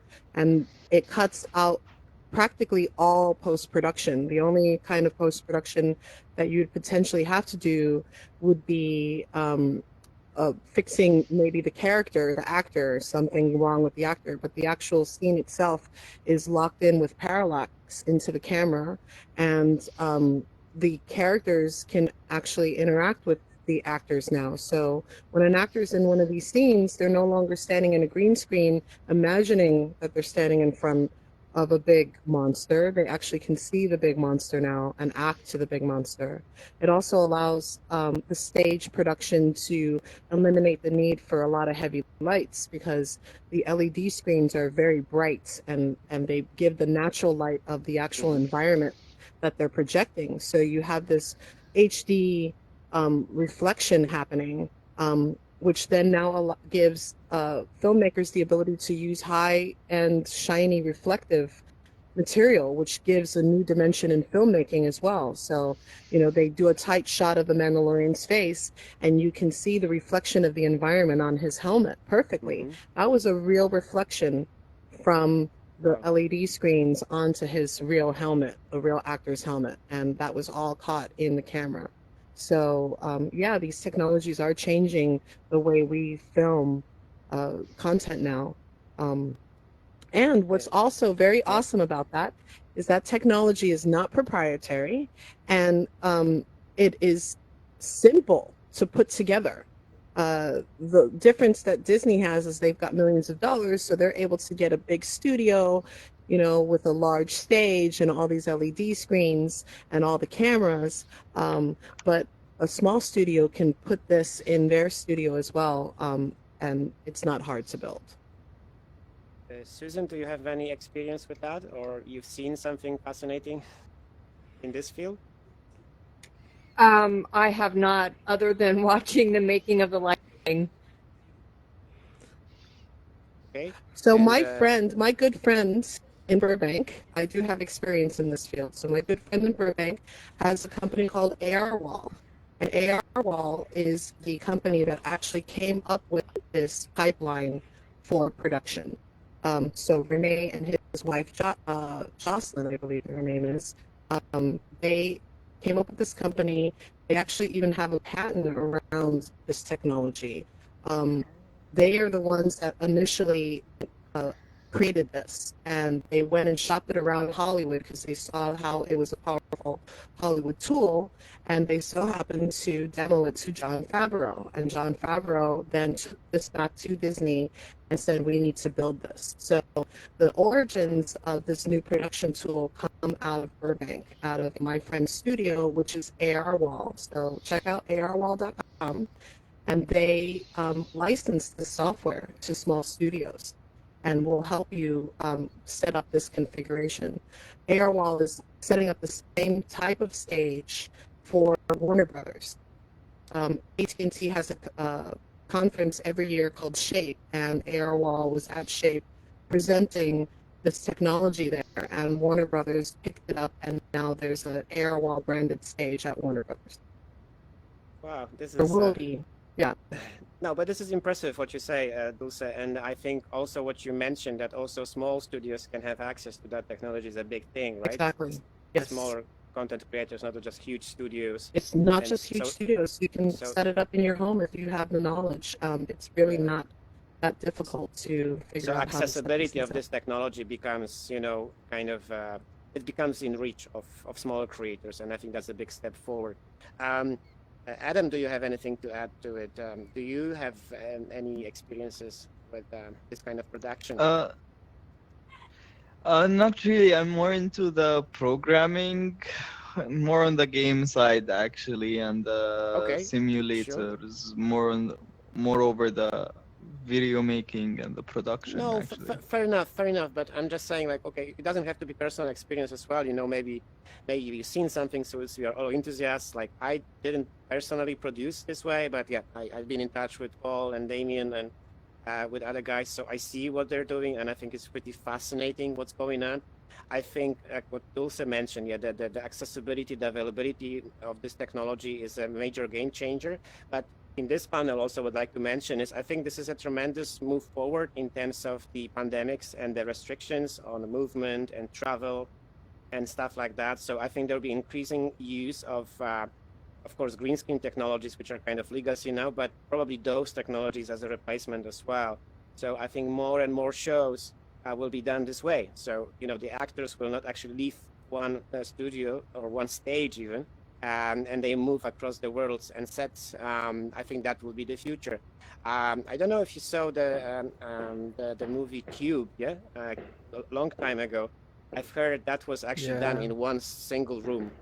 It was filmed entirely in one room, which was tiny, like I think 12 feet by 12 feet or something like this. So they shot the entire movie. Yeah, so that was impressive. I think the history of Benjamin Button was also filmed almost entirely in green screen, and you were amazed because there's so many sceneries there. So if you think about this, as I say, whether you have first-hand experience or not, what do you think about this in terms of remote production and COVID, and maybe pandemics in general or limitations to travel? Obviously, these are limitations for studios now, or TV stations as well. How would you see this may support or solve some of those issues? Anybody would like to pick that? I can. Well- It's really helpful, so you don't have to travel between different places. You just switch the environment in the background, and actors actually see it live, so they don't have to imagine the environment they are in, but they can look back and they will see where they're placed. Also, I would like to tell something strange that I heard actually a year ago, that more and more famous actors are getting 3D scanned. So in the future videos, when they die or something bad happens, they can still be placed inside the movie. So That's why this they is sign really contracts creepy. in perpetuity. So that's in the contracts for agents and studios. Actors sign their likeness in perpetuity, and that's one of the ways that they get to use their likeness. So we're going to see Marilyn Monroe come back to life. We're going to see James Dean come back to life. Many different actors that died a long So time they ago would are now going also to have their life. resurrect actors, not only new actors Yeah. will be there, but Old also actors those who too. passed away a long time ago. Oh, wow. That's impressive because I would think like, okay, now it's maybe easier because we do the full 3D scans of people and, it's maybe, but it's possible maybe to retrieve it out of pictures and I don't know. We have deepfake. Deepfake can completely recreate a person and make it exact.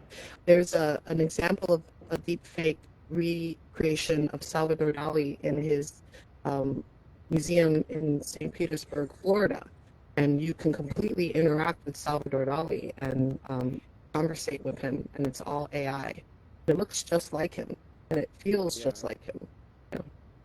Yeah, I mean, deepfakes definitely are an interesting thing, and also I say the ease at which we can, augment people in the movie, but it's a bit beyond the scope of this symposium. You focusing on VR, but I think in terms of VR and let's say 3D models, I think there is also a lot of going on. We can see the 3D models of actors like Arnold Schwarzenegger and other famous actors being used as young ones. Yeah, like I think it was Terminator Genesis. I think that they used kind of the more flattering younger model of Arnold to play the old Terminator inside. And I think since those models are very detailed, for sure that will be disclosed in the contract that Dulce mentioned, that will probably allow them to live beyond their lifetime in the movies and anywhere, right? So yeah, and what do you think about it? It's a bit creepy, maybe, you know? It's really creepy. Soon you will not know if you are watching a real actor or avatar of the actor. So it will be so hard to know what are you looking at. Well, that's the goal of what we're doing here is we're creating our digital twins. We're creating a digital self that would eventually go on and live beyond our years. That's exactly what our Facebook profile is. It's a digital version of ourselves.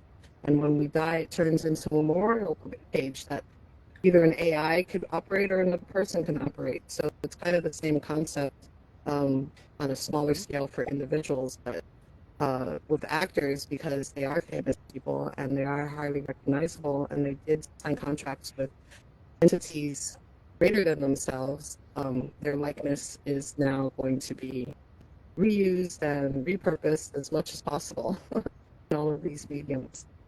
So in terms of ethics, I think that would be an interesting area as well, and because we might be watched also by some European policymakers, is that there is much to be done as well about protecting people's not only identity but maybe rights to our look or something. I don't know how to say, like that our image is not copied in any way.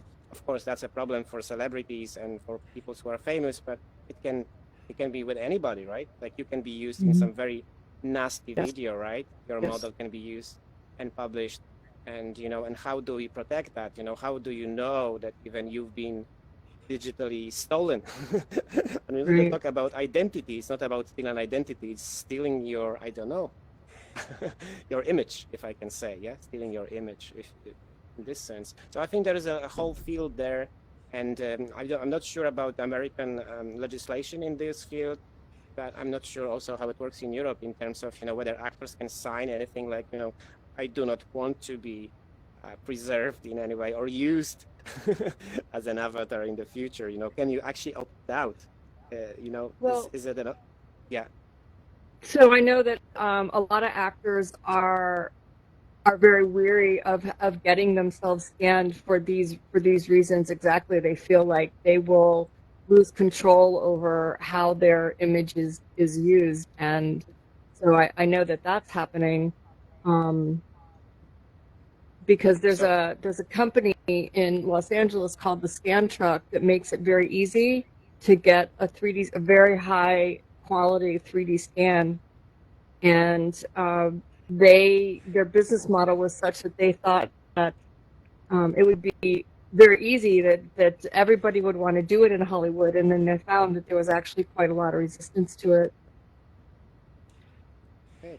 So you see, like on one hand, it's an opportunity, right? We can bring back to life actors and artists from the past, and yeah, it may make some actors live forever, but there is also a risk. Sorry, Adam, you want to say something?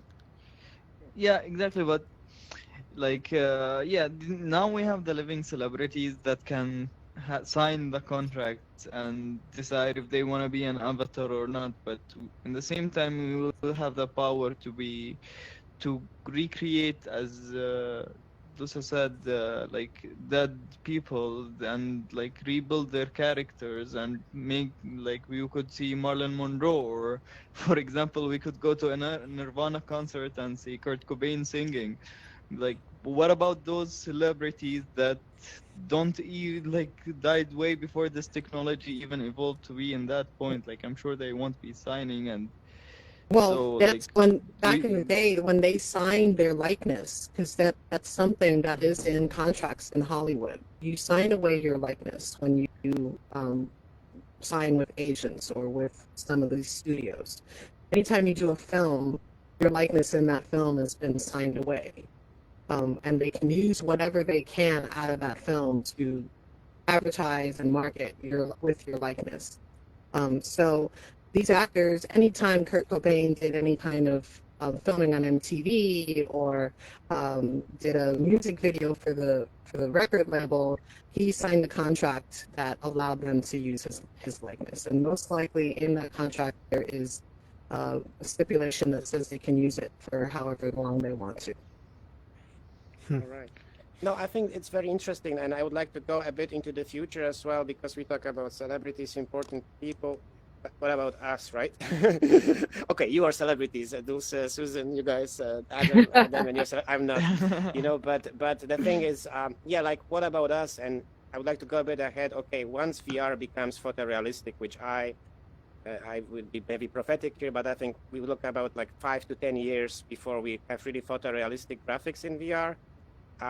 So that would mean that our image potentially will be also in VR. So we might be scanned the same way celebrities are today, and probably more advanced, faster, and cheaper technologies. Maybe you could do it at home, you know, in a matter of minutes, in a couple of years.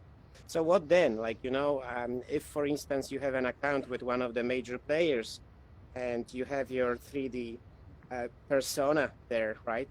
What does it mean? Do you have the right to retain your image, you know? And I think we might run into a very interesting field here, right? So, like, I know that now if you post something or any social media, I think it's theoretically owned by that social media, right? I think that's the way it works.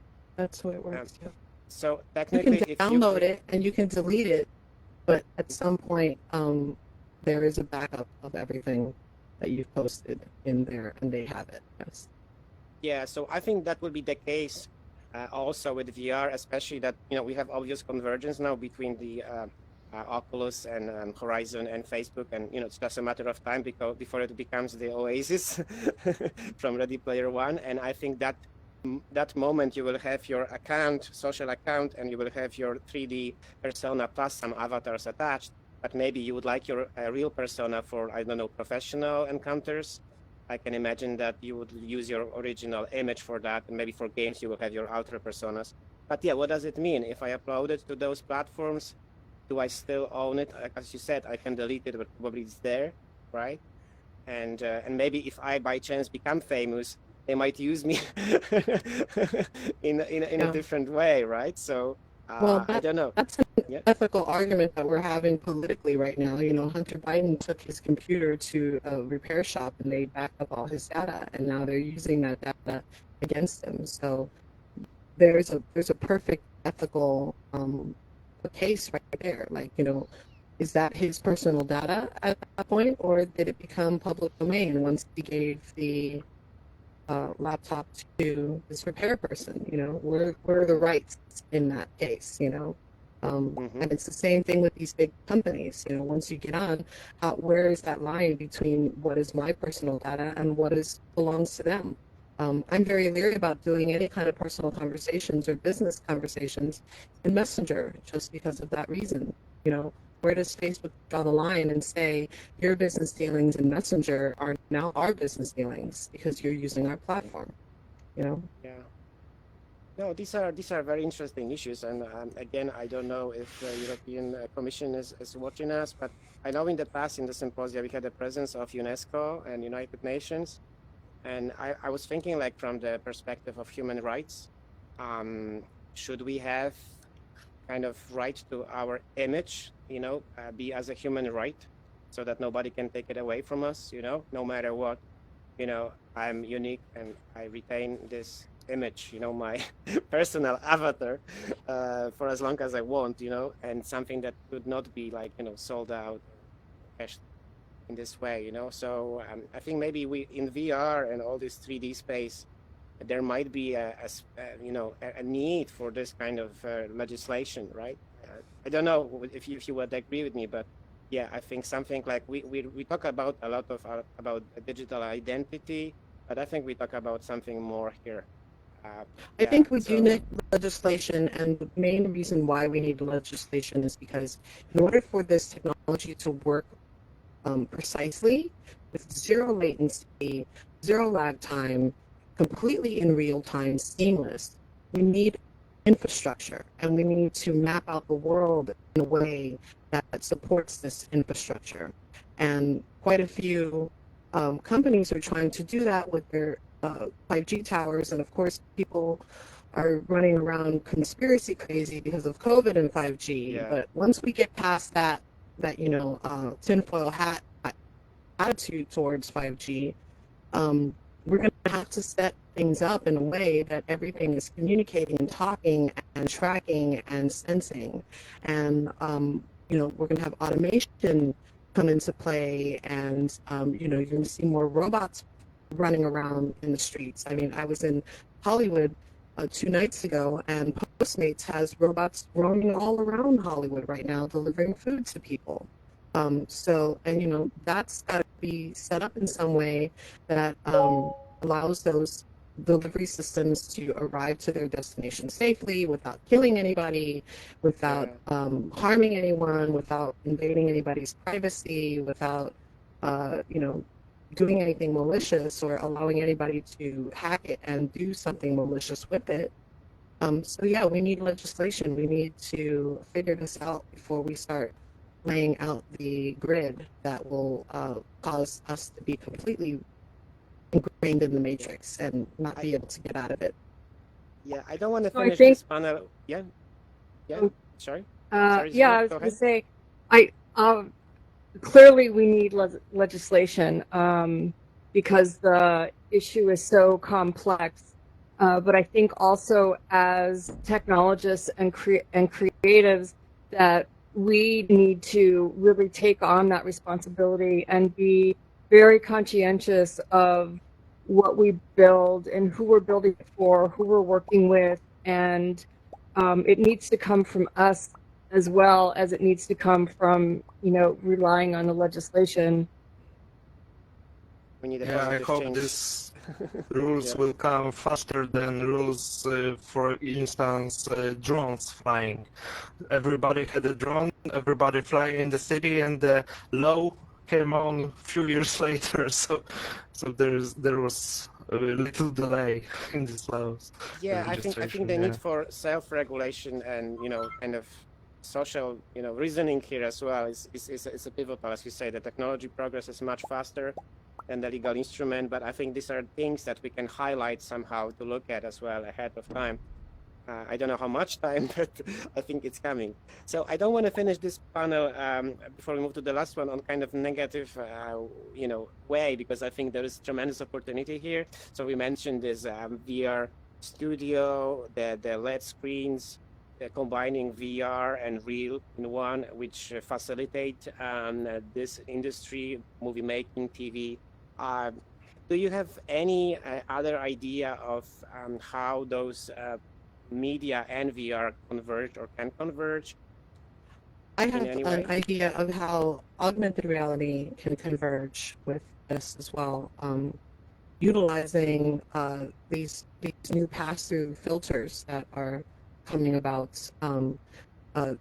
Right now, a lot of cinematic retouching happens in post, where you bring up the color, or you set a mood, or you add more lighting effects and such. I think augmented reality could definitely help in eliminating all that post-production and giving the ability to overlay these fixes. So if you want an actor to be wearing a certain outfit, you can use augmented reality now instead of hiring out a bunch of costume designers to come up with these outfits, or you're getting a makeup artist to touch their makeup up. You can change their makeup on the fly through augmented reality, or touch up any problems that may be in the scene through augmented reality. So I think that will be the next phase of this television production and film production. Once they figure that out, you'll start seeing that happen more and more. Yeah, There's also Last the thing- potential. Yeah, sorry. There's also the potential in journalism of using VR and making. I think when the the war in Iraq was, it's the first time we actually sat in our living rooms watching the war. It was very bizarre, right? Now we have the potential of actually being in the war, and so I think we're going to see a lot of really interesting things as VR becomes something that gets used in journalism. Yeah, Or definitely. Like we mentioned that the storytelling right here, and actually we didn't elaborate much about it, but I think storytelling, 360-degree storytelling and VR storytelling becomes a thing where you can put also, yourself. Yeah, yeah. sorry, Say. sorry, finish. I will No, so tell yeah, after you. basically, I think it also kind of grows now, especially that it increases the empathy when you can look through the eyes of the victim or the oppressor as well. Actually, you can try both perspectives. I think Dulce, you referred to some of those yesterday. Maybe you can bring it on again. You said that there were some stories where you could put yourself on both sides. What was I? Refresh my memory about that.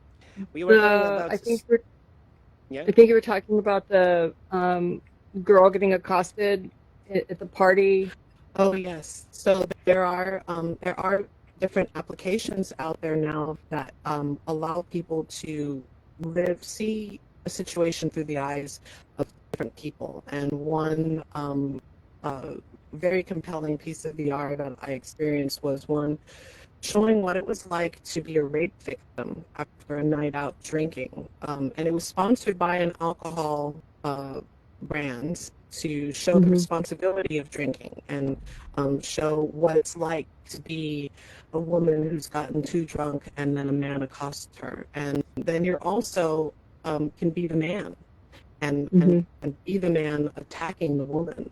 And it gives you a very visceral feeling in both places because most people are good. Most people are not going to be malicious or hurt anybody. But it reminds you that with alcohol and drugs, you can lose those controls and get completely, inhibited and just go out and act in ways that you normally wouldn't. And so it was showing the dangers and giving people a sense of empathy for the victim, as well as understanding their own inner monster that they could potentially unleash through alcohol. Yeah, Yeah, and I think there's it's many. really Yeah, immersive technology, so you feel just like a victim, not like looking at the screen and not feeling this. And I would like to add that there are some. The thing I told that interaction is really important for me personally, and I was playing one game. Actually, it was a combined game and a movie, Smurfs on Microsoft HoloLens. It was really amazing that I saw these little guys running across my room, and they were jumping on the desk. It's amazing. It's just like watching cartoon inside your room, and it's really immersive. So this is also the future, and you can interact with these cartoon characters. You can pick it up. You can give them apple, and they will eat it. It's amazing, really, IW, especially right? for Also, Sites. kids. Yeah, yeah. there Say. are a couple of apps that allow you to do pre-visualization. I can't say that word. Pre-visualization. In the Hollywood terms, it's called previs, and basically Yeah. like Mind Show and Quill and quite a few other VR applications. You're able to go in there and rapidly prototype a scene and animate it out and get it ready so that people can get a good understanding of what the scene's going to play out as when we actually film it with real actors. So Previs is great for VR Yeah. and a very powerful tool. Yeah, and very simple to use. Every user not even familiar with VR can use this interface like naturally, just like painting something inside 3D space. So it's really amazing. Yeah. Yeah, and I think prototyping is a big thing. I think in again MIT Reality Hack in the beginning of the year there was a lot of examples where people showed prototyping, right, and kind of marking things, both AR and VR, right, that you could provide your labels, mark things, kind Yes. of Yeah. prepare an entire scenography, Right. kind of in the space, which was pretty Yes. mind blowing. Yes. Cool. Adam, would you like to add something before we move maybe to question before we move to the next panel? I think you're muted. You're muted. Is there any question from the audience? You could raise your hand before we No? All right. So, because yeah, this is a very important topic, and I'm sure in this great group of enthusiasts we could go on forever. So, but I would like to move maybe to our final panel, which will be more general. It will be about challenges and the and opportunities in VR. Yeah. So, this is kind of I would say wrapping up a panel because there were so many things said in the two other panels and in the beginning. So yeah, like what are the consequences of immersion? And I put maybe this anonymous face in a bit provocative way because maybe it has kind of like a challenging sentiment to it. But I think VR has many opportunities and has some obvious challenges. Oh, you stolen my microphone. This is the risk. Yeah. So like we discussed yesterday, the immersion. So we are here. We cannot really feel each other. We cannot touch each other. But this immersion is real, right? We feel co-present here, right? We really feel. I feel having Susie there. I see. I really feel having Usa here, and then Adam and Damien on my right. It really feels like we meet and we are present in this space, and so is our great audience in the front. So it does really get closer to real interaction. I think nobody who never tried VR can really describe how does it feel. You just have to try it, to understand, because one would say, how does wrapping a screen in front of your eyes change anything? It does. Actually, it does. And I think that's the major change if we consider, let's say, Zoom or Skype, whatever you name it, and the screen barrier, and then when you are inside.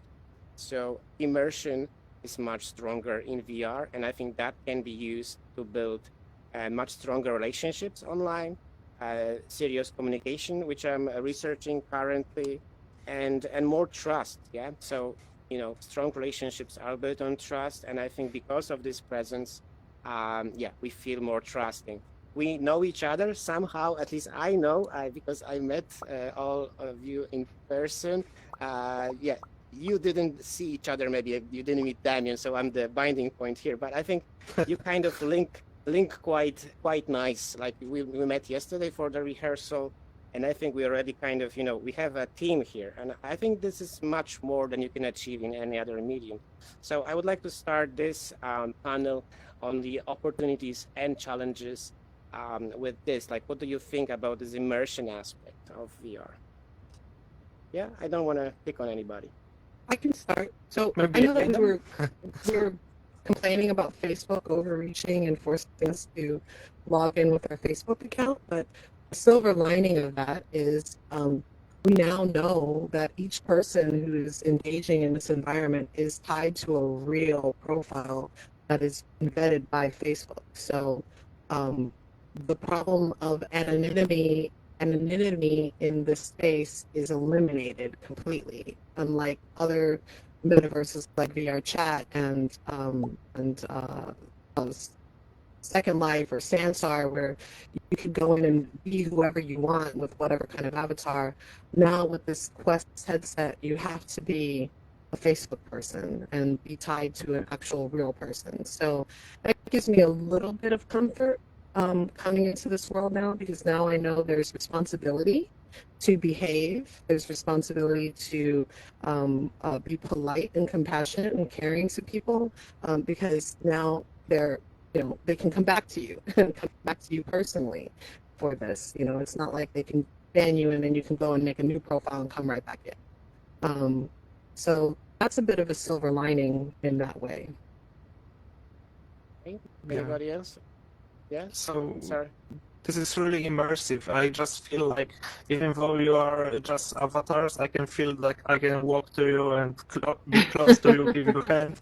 It's so immersive, not like looking into Skype phone call. It's really good. And you become very uncomfortable. Like if I get very close to Bruce, it's like I'm invading her personal space.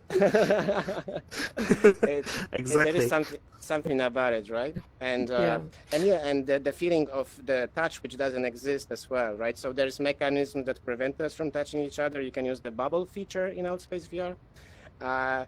So like the hands But will that's going to disappear. change also. Eventually, we will be able to really feel and touch. Yeah. This is the beginning of it all. We have some haptic feedback. Now we have gestures with this headset.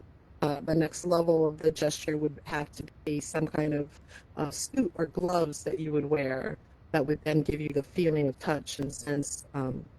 Because we have five senses, and we're only really focusing on two right now: the sense of hearing, the sense of sight, and even the sense of sound isn't perfect in this environment. It still has a long way to go, and with our ocular, our brain is making stuff up as we see it. So that's why we're able to have that feeling of presence, because our brain tricks us into believing that this is a real experience that we're experiencing. And we remember it as such later when we recall it. We recall it as a real experience. So it's very powerful in that way. And I can't wait for all our senses to be engaged, because then it's really going to be the matrix. We're not going to be able to distinguish between what is real and what is this environment. And that's Yeah, when it you gets can. really scary. Yeah. Yeah, Yeah, I you can mean, compare yeah. what we are looking at now is just like a black and white screen of the TV, and we will move eventually to the full color television. So it's just the beginning. Even though it's really nice technology nowadays, it will be so old when we in few years. So yeah, it's maybe it's good now, but it could be better. But I would like to add something about the consequences of immersion. So we are grown-ups. We know that we are looking at the avatars, but we had the example of the kid coming into the audience, and the kids doesn't, maybe some younger kids, even the one that joined, but some kids, what I see when I was showing the headset to the young kids, that they are not knowing that they are inside the virtual space. They treat it like the real space. So this is really strange, especially if you are going with the really young kids. They treat it like the real reality. Yeah, So they do. And They that's connect why with it very. yeah, I think you're right, and I think that's why Facebook and other platforms they restrict it to 13 years old, because it's kind of unknown how the kids will react. There is not enough studies, but we've also mentioned yesterday that this association can be pretty strong with kids, and so I'm talking about the body and mind. So I mentioned yesterday at Harvard University there are studies where they try to use VR as pain relief tool for children.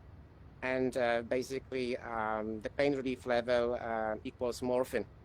So the kids are able to completely disassociate themselves with their bodies, so that if you put the VR headset on them, you can make a full-blown surgery on their arm and they wouldn't feel that. That sounds very surreal, but it's true. And I think Damien just confirmed it, that kids really um, live the VR. They feel VR as it was real. So they can really, put their mind inside that virtual space while they leave the reality. With us, it depends on the person. Some people are more immersed, some people are less immersed. It also depends on the device you're using. The better it is, the more immersed you are, and of course, the better the experience. But there's certain challenge you mentioned here, right? Yeah, how do we deal with this? Yeah.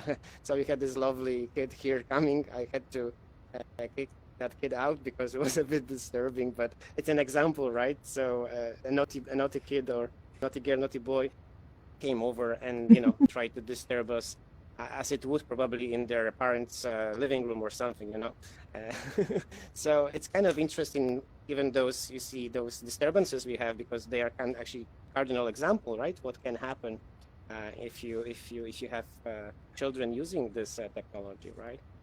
Okay, Well, I don't want to monopolize. yeah, Yeah, I fear a monopolize. Yeah. little bit for the Gen Alpha, which is the children that were born after 2015. So the 5-year-olds right now that are coming into school, they are the leaders of the Generation Alpha, and they're the generation that were born with screens and in front of screens and with FaceTime and with calling mom and dad and being able to go, hey Siri, tell me this, or search something easily on Google.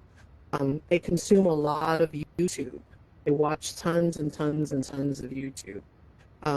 This generation, I fear that they will eventually become completely desensitized and numb because of the amount of information that they're receiving and not enough social interaction. And it's also very fearful because they're now all being forced to be inside and take classes online with Google Classroom.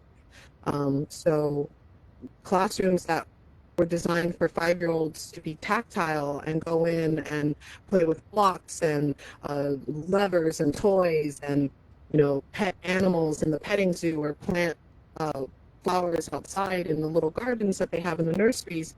That's all been replaced with Google Classroom and screens now. So yeah, we need to be very cautious with this new generation that's coming up, and we have to be aware of how they're experiencing reality, because it's very different than the way we grew up and the way we experience reality. Yeah, and it's really the something that parents have to be aware of. I have seen people 7 years old playing Grand Theft Auto 5, and this was really amazing that the kids understand how to play it, but it was not really responsible for the parents that they allowed to do it, because it's obviously Right. a major game. Yeah. Yeah, Well, it's full here of in America, we have an issue because we're on lockdown, and in most states the schools are closed and homeschooling. So right now, my children are homeschooling, and they're sitting in front of their laptop and my iPad in Google Classroom homeschooling. Now my kids are teenagers now; they're the Generation Z, so they got to experience what it was like going to school and being in those classroom environments. But this new generation that's starting school this year, 5-year-old children that are going into elementary school, they're doing it through Google Classroom now. And that's very concerning to me. Hopefully that's just temporary. hopefully, And that yeah. we will go back to going I to school. hope so. I hope so, but not anytime soon for these 5-year-olds. Right, So not there's this going to be year. this. It's not this year. It's not going to be next year. It's going to be, a good gap of students that are going to miss out on this thing. And I think even that within that gap, that's enough time to transition out of the old way of doing things into this newer concept, and enabling VR in this newer concept also. So, like I said, we've got to be really cautious.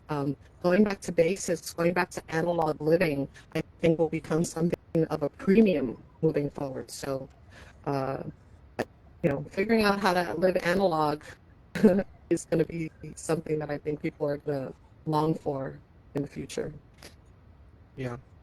I remember that when I was young, we were spending all days outside on playing with other children, and now I don't see so many children outside playing the fresh That's air. true, but I would say, like you say, like, yeah, it is negative, but also if you think like that this mode may continue for a while or to some extent, children are also very bored with using standard teleconferencing tools and stuff Yes. like that. It's really hard for them to stay focused. And I Yes. think maybe this medium, like VR, of course, it has consequences, but it may give more excitement and engagement. It's because of its interactivity, because of all the benefits we mentioned, right?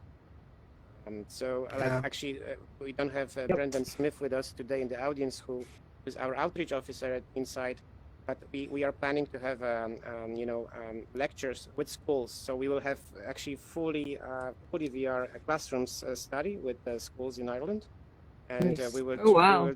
we will try to see how this goes. So so we want to start it in the Science Festival already in November, kind of announce it, and we will work actually with Outspace VR, with similar halls, and with kids inside. So we are very excited to see how it goes, and there is tremendous actually will from principals from various schools to join us in this endeavor. So as a means exactly to get people engaged, get kids engaged. In Ireland, we also now heading for lockdown, it seems, again very soon because of the growing numbers. So it might be also a perpetuating situation or recurring situation. So yeah, I see this personally as an advantage here in terms of consequence that we are ready to use it. And also because of the availability, because of the cheap headsets, we can actually provide it already to some extent, at least experiment. So I thought maybe there is a question from the audience, or no, maybe there is a raised hand. No, okay. If there is, you can raise your hand. I don't want to monopolize, guys. So do you think, is there anything else in terms of the consequences of the immersion that we've discussed maybe yesterday and we didn't mention? I'm thinking like we were discussing the immersion. We didn't say much about transportation of consciousness. So, okay, so I was watching last night the movie Repo Man. Have you ever seen that movie, Repo Man? No, I don't think so. It doesn't. It's with Jude Law and what's that guy's name?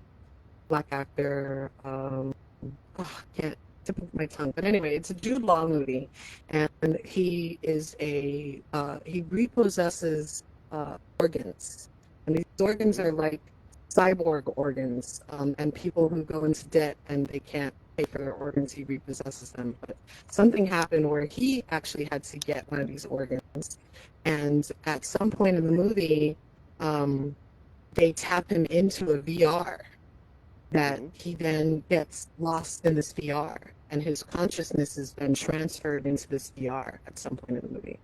And it blew my mind a little bit because we were talking about that yesterday, and here it is in this movie of people transferring their consciousness into a VR space, and he lives out the rest of his existence on the beach, drinking cocktails and eating lobsters with his girlfriend. So, there's going to be a point where people are going to lock in, and the world that is in VR is going to be more exciting than the world outside for them.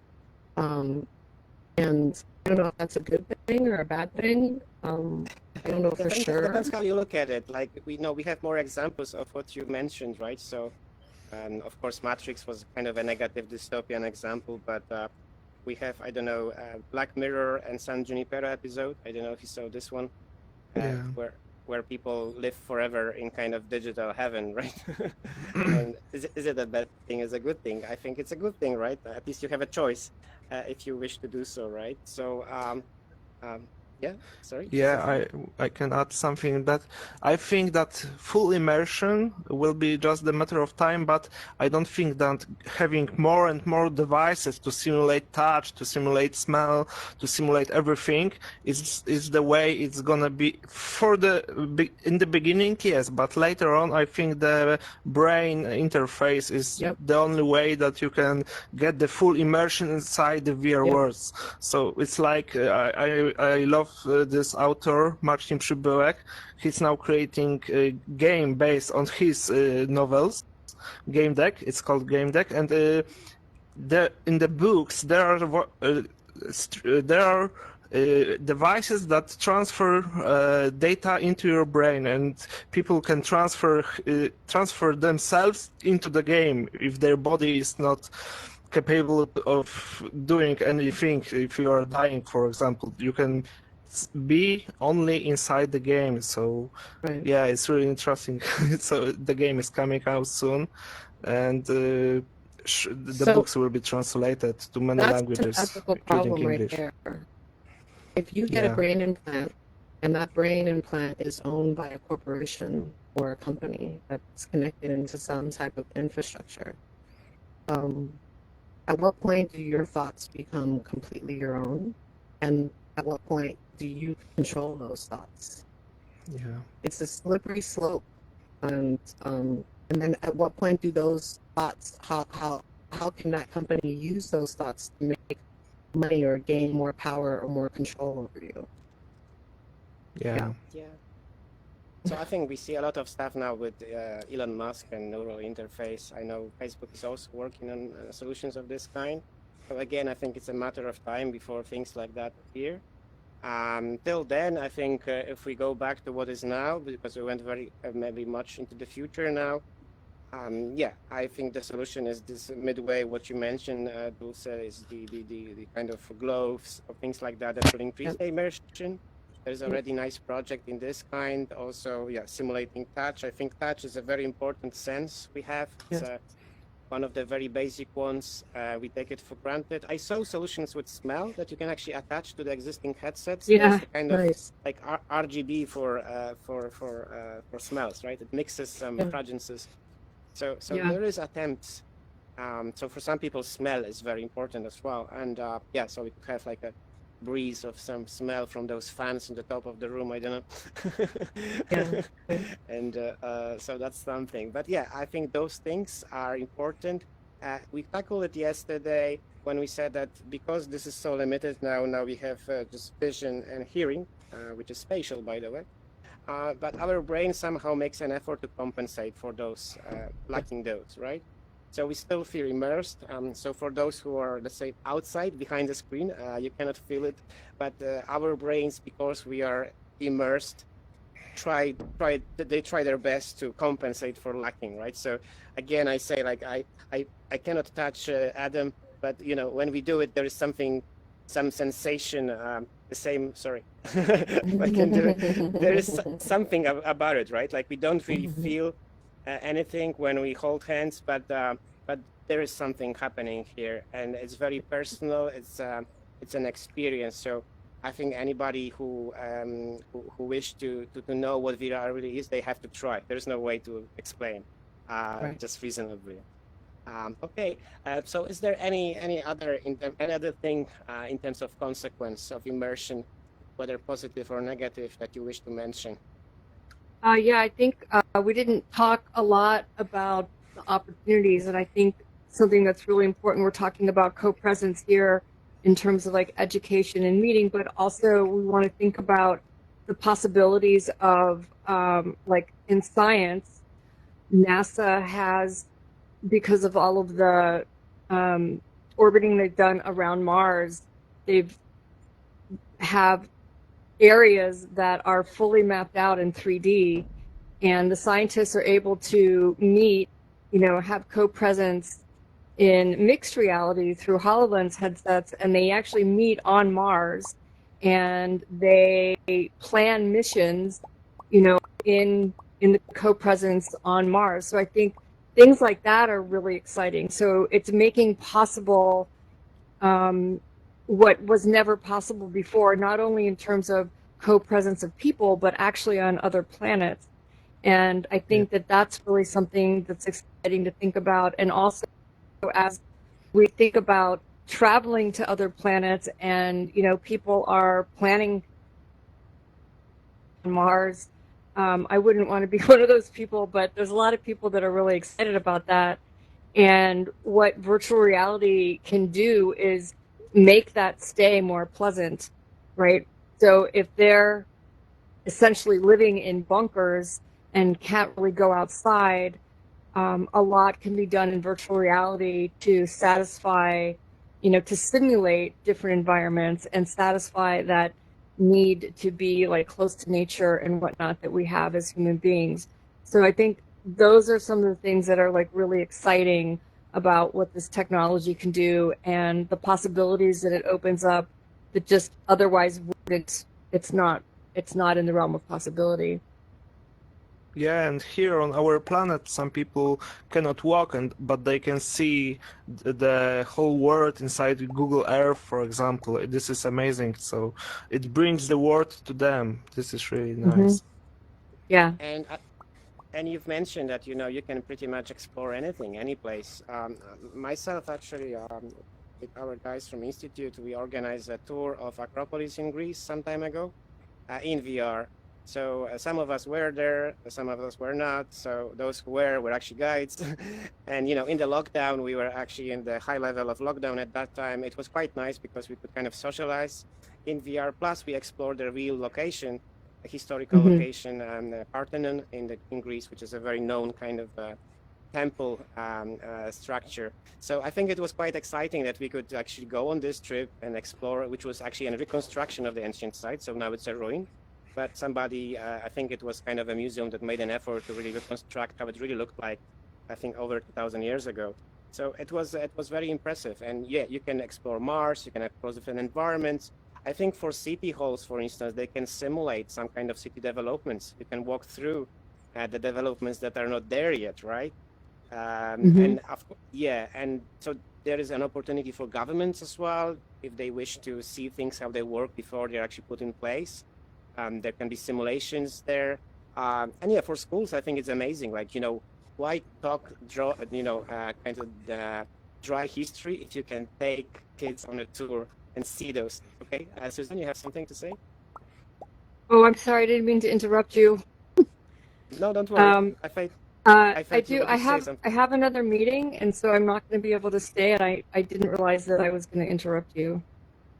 Don't worry. That's grand. I'm sorry. Actually we are over time. So if you have to go, please do. I will be closing shortly this meeting. So Thanks everybody yeah. for coming.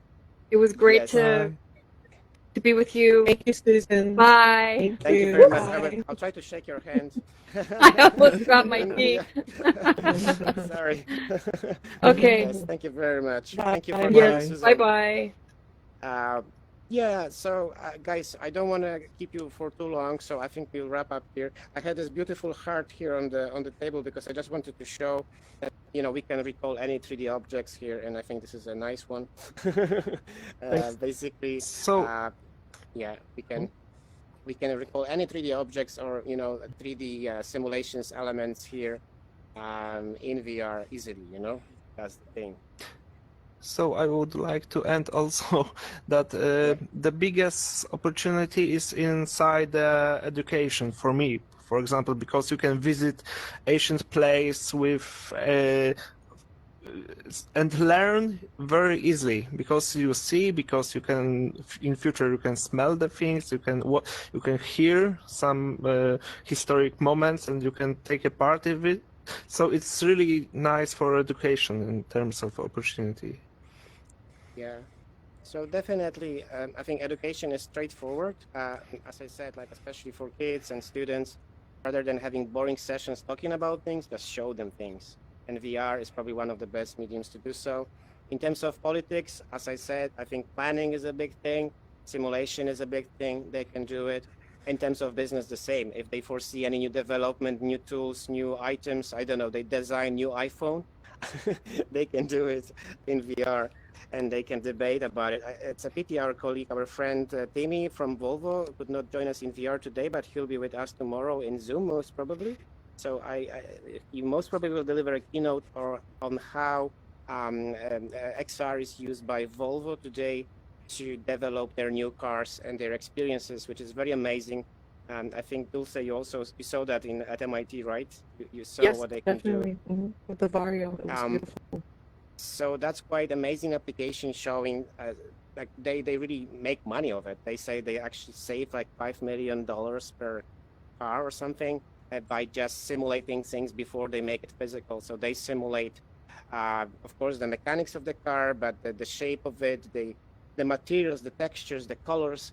They put the car in different environments. They say different color palette should be in LA because of the sun. There should be different color palette in London because of different, shadows, different type of light. So it's amazing how they employed XR to actually something very serious like designing cars. And I really encourage you to join tomorrow when Timmy will be giving a presentation on that.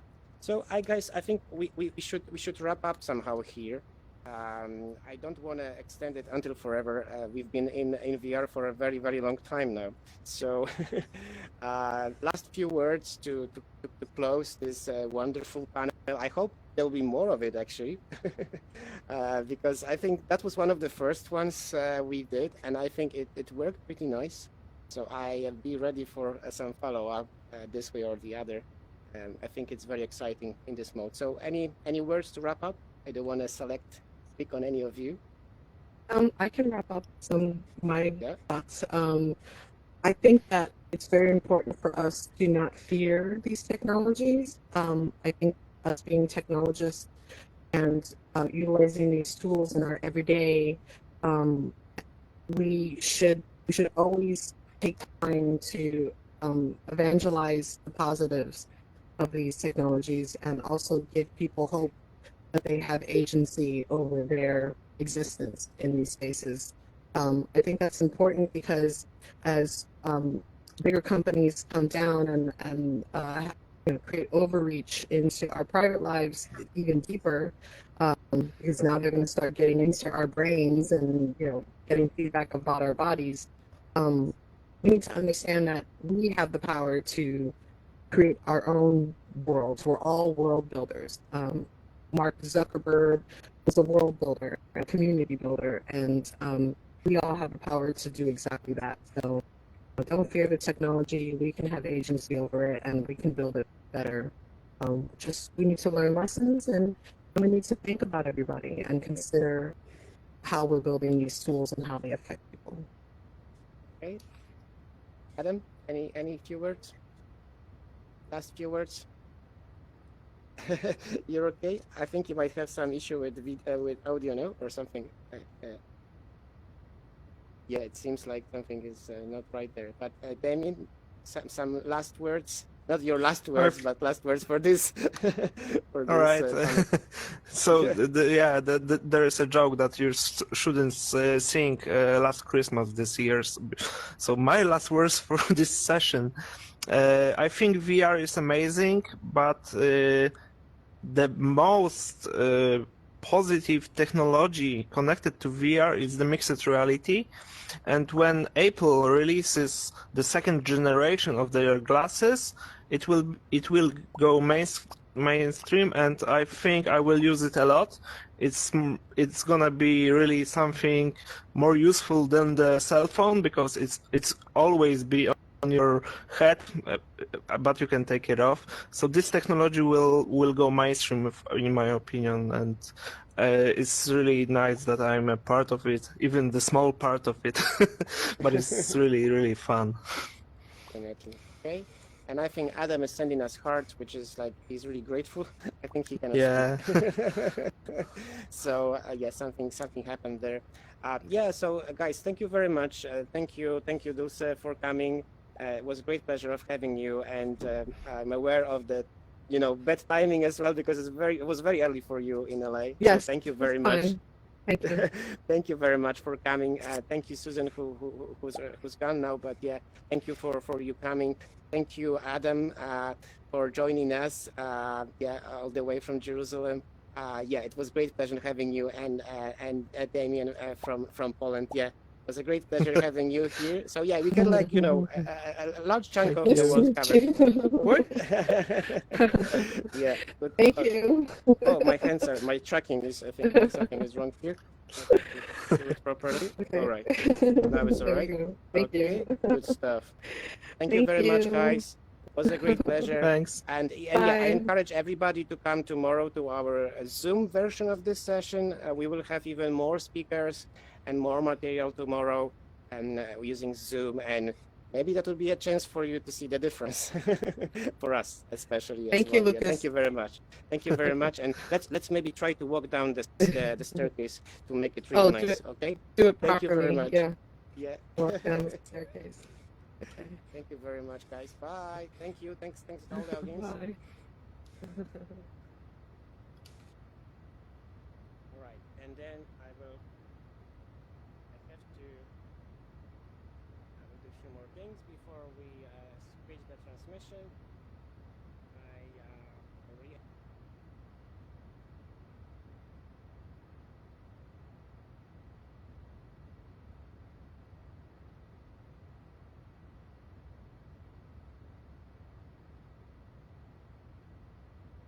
I will just put the final video at the end, which is again the summary of this discussion for our audience who is watching us on Facebook. And once again, thank you very much for coming, for watching us. Stay tuned for more. Once again, I would like to say that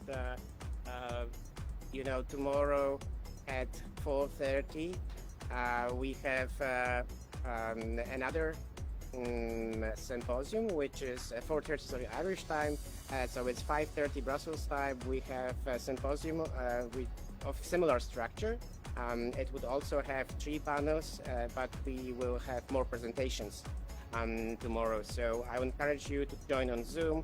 if you were not able to join in VR today because you didn't have headset, then yeah, tomorrow is the day for you. So classic Zoom session tomorrow.